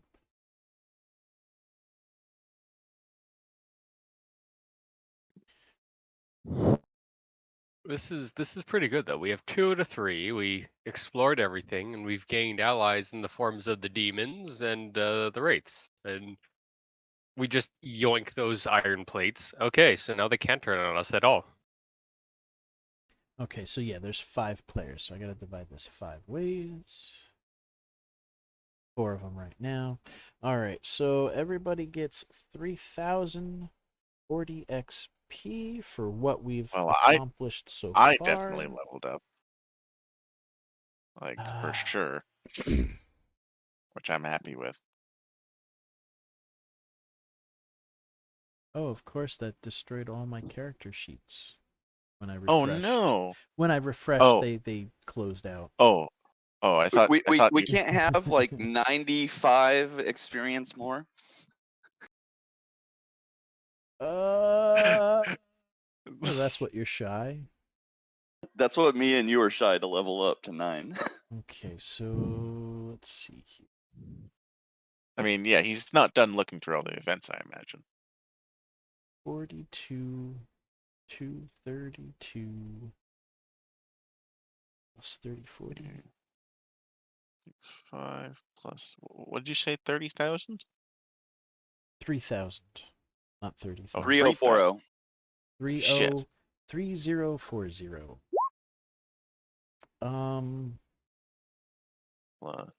That only brings me to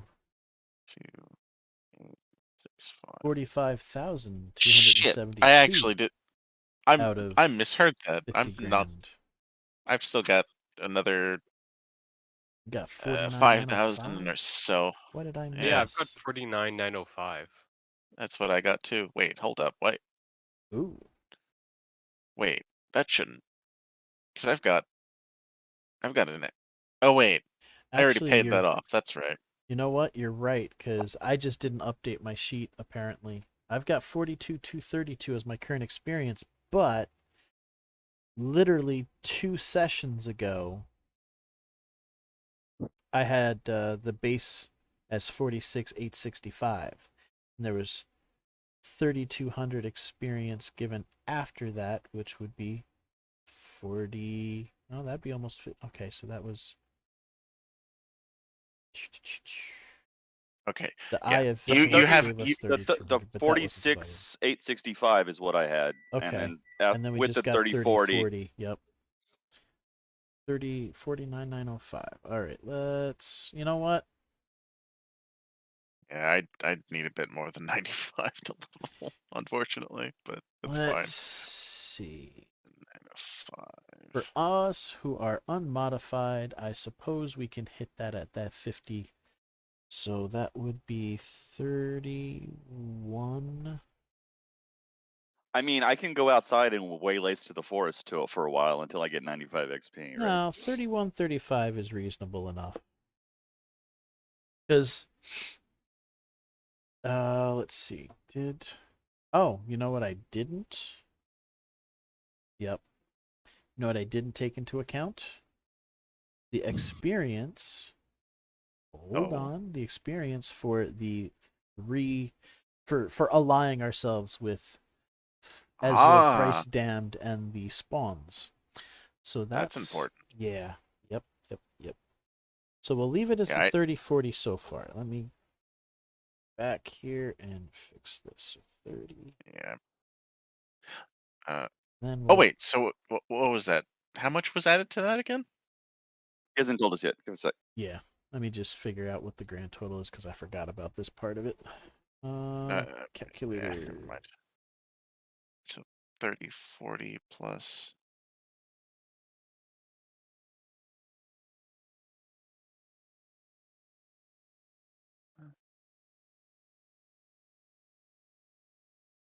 God, I need to get my.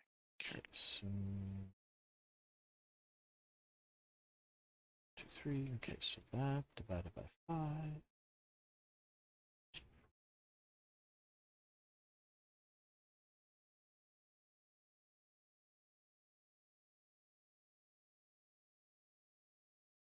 Wait, CJ, did you have?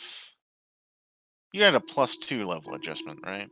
Yeah, so 49,905 minus 11,000 because I had the buy off, so I'm actually at 38,905. Okay, if you Mhm. added the 30-40 already, add an additional 1,440. If you haven't added anything, we've gotten 4,480 experience for this so far. 4,000. So So that's there you 5, 1, go. 3, 4, 5, 5. 1, 3, 4, 5 unmodified. Yep. Still level 7. 51. I am like 9,500 away from level 8.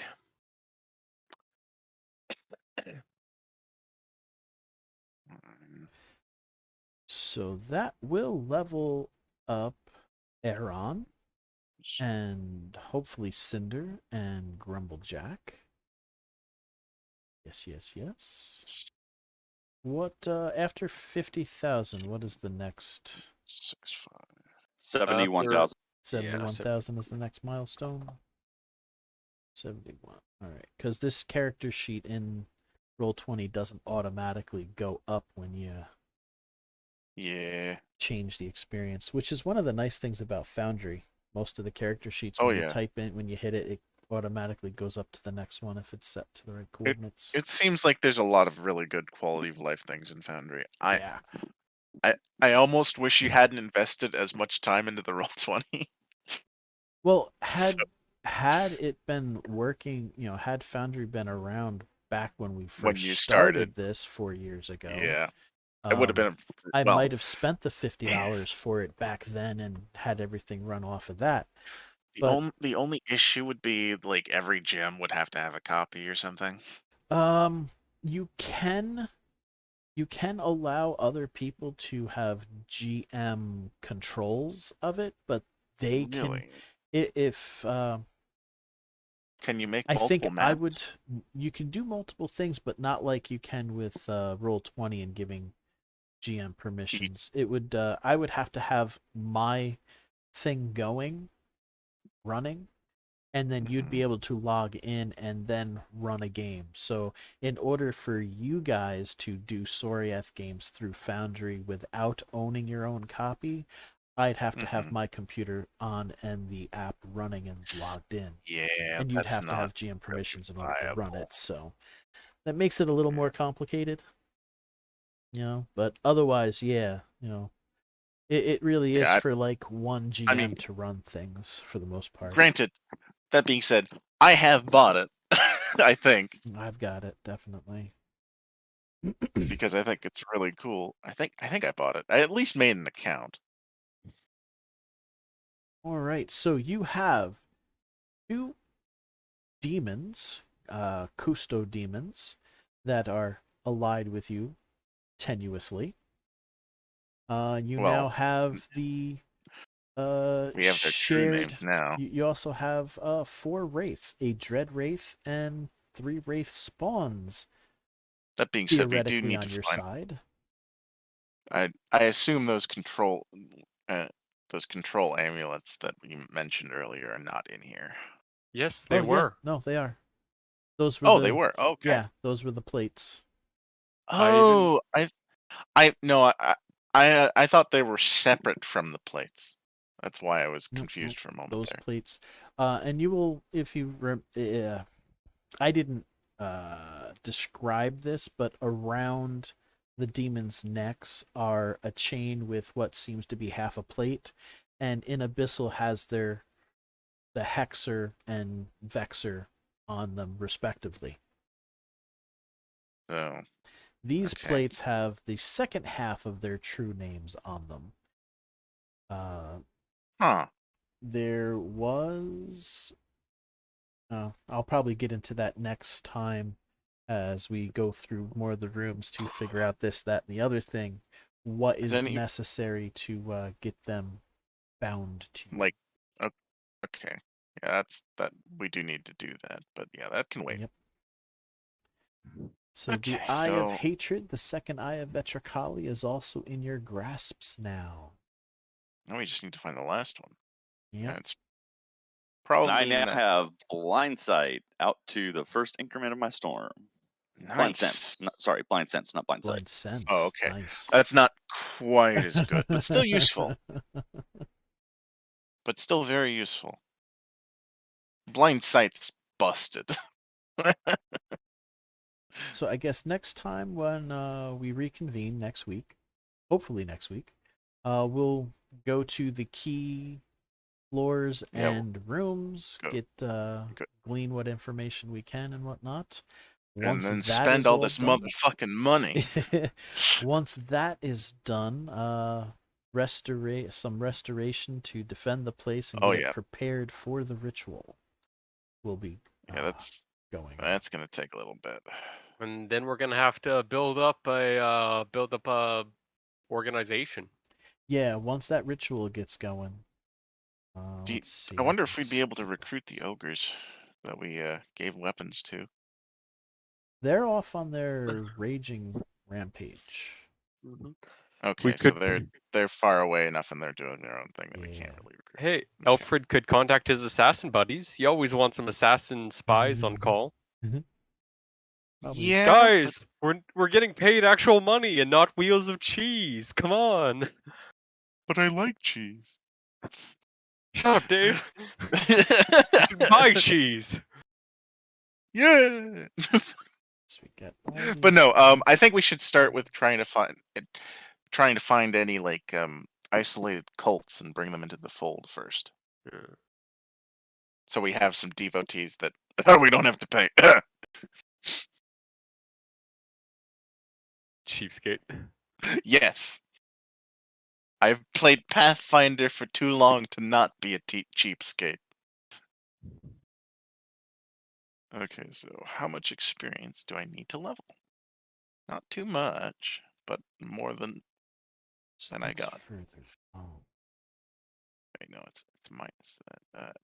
God damn it.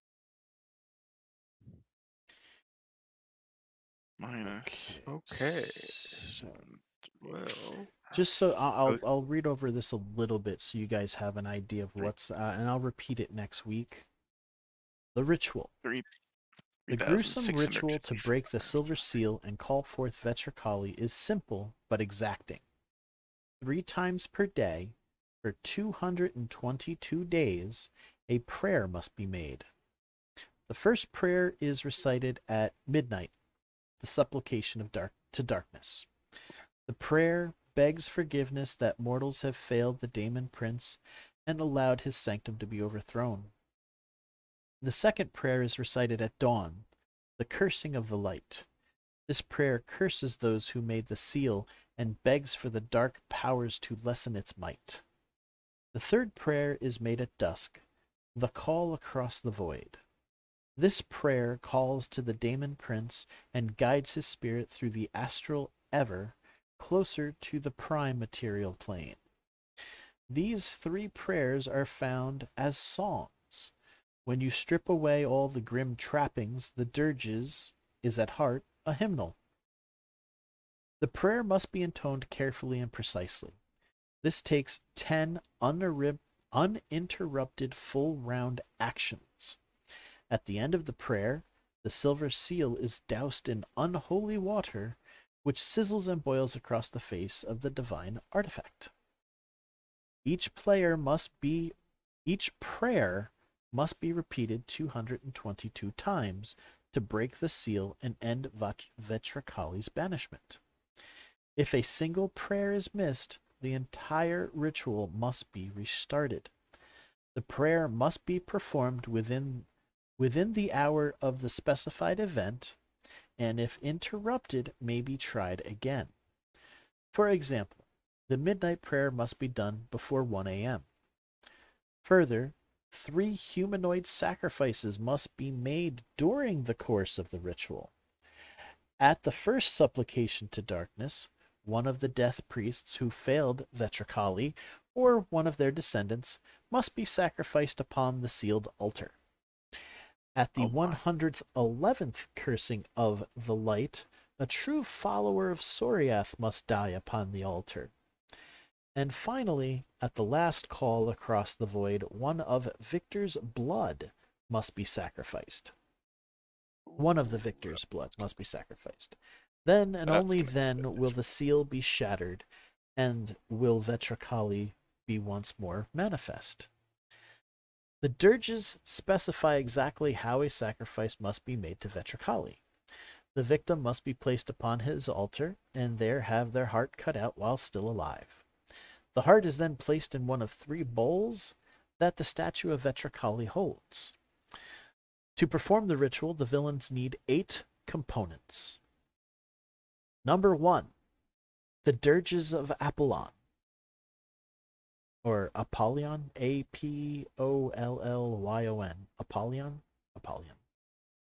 That's the holy book that details the ritual. You got that off of the dead guy in the creviced room, along with the first eye.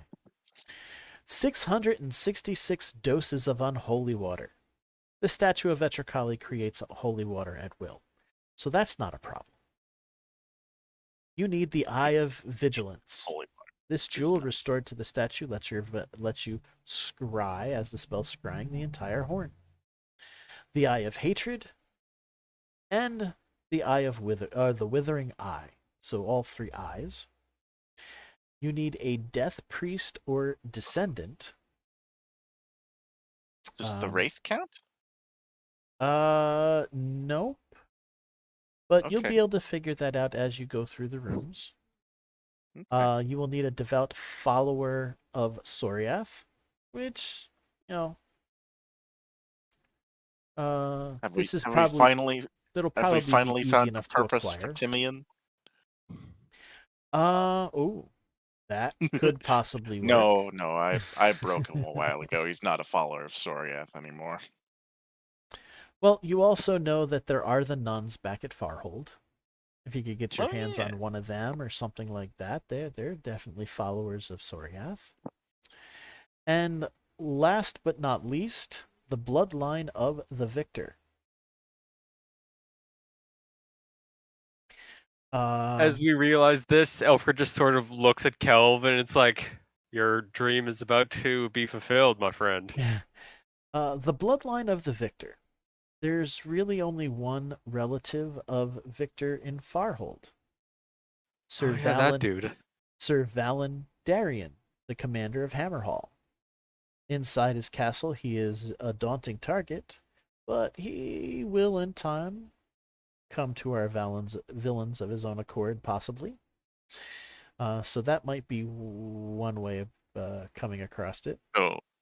So once I get to that, like, I assume at some point we're just once the ritual starts, reading. There's going to be something that happens that lets everybody within like miles and miles away know that something's going on in the forest. Yeah, we're gonna need a standing army and to fortify the crap out of this place before we start the ritual. But yeah, once you get to that part, it's hard. It's a little hard to tell, but Kelv is in fact smiling, and you've never seen that before. Considering that the lower half, the flesh from the lower half of his face is missing, it looks really weird. Like, imagine Two-Face but sideways is how I'm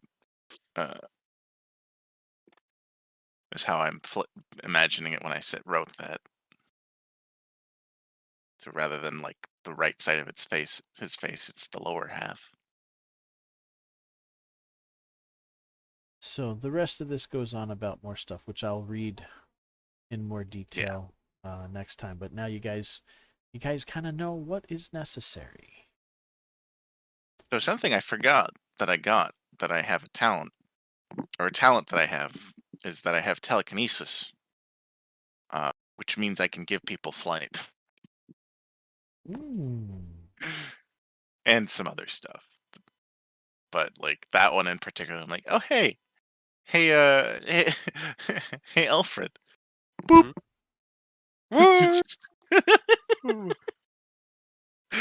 I am become flying death. Exactly. Just sneaks up to the top of a tower, goes in through the window. And granted, you might be the only one I can use it on because you're small. Yeah. Because my caster level for non-warp is low, I think. Let's see. Because I'm a low caster. Will be the 11th at noon. Or am I? No, wait. Because I'm. Oh no, that would be the 4th. I'm gestalted with Prodigy. Well, effectively gestalted. I'm gonna mute for a moment so I can end my stream here. Okay. All right. Want to thank everybody for showing up and hanging out. I hope you enjoyed some of the more tedious parts of the Soriath campaign. If you wish to join the crew, click onto my channel, scroll down to the Soriath Discord invite link, click on there, and you will get all the information you need and all the help from many of these players here that you hear. Other than that, and repair the ones I want to thank you all. But I can do that. You know, click on my channel, give a follow, check out the 4 Discord servers if you've got time. Definitely. I don't think that help it's things a out. feat. You can just follow me skill on ranks Instagram at that point, isn't it? and Twitter. Got my links there. So yeah. Congratulations, Skill Monkey. God damn it. Insect, do you know how hard it is for me to level up? Probably hard to hear me talking over these guys. But you literally just said at the start of the see you session Wednesday morning. you're going to have Peace out, so many everybody.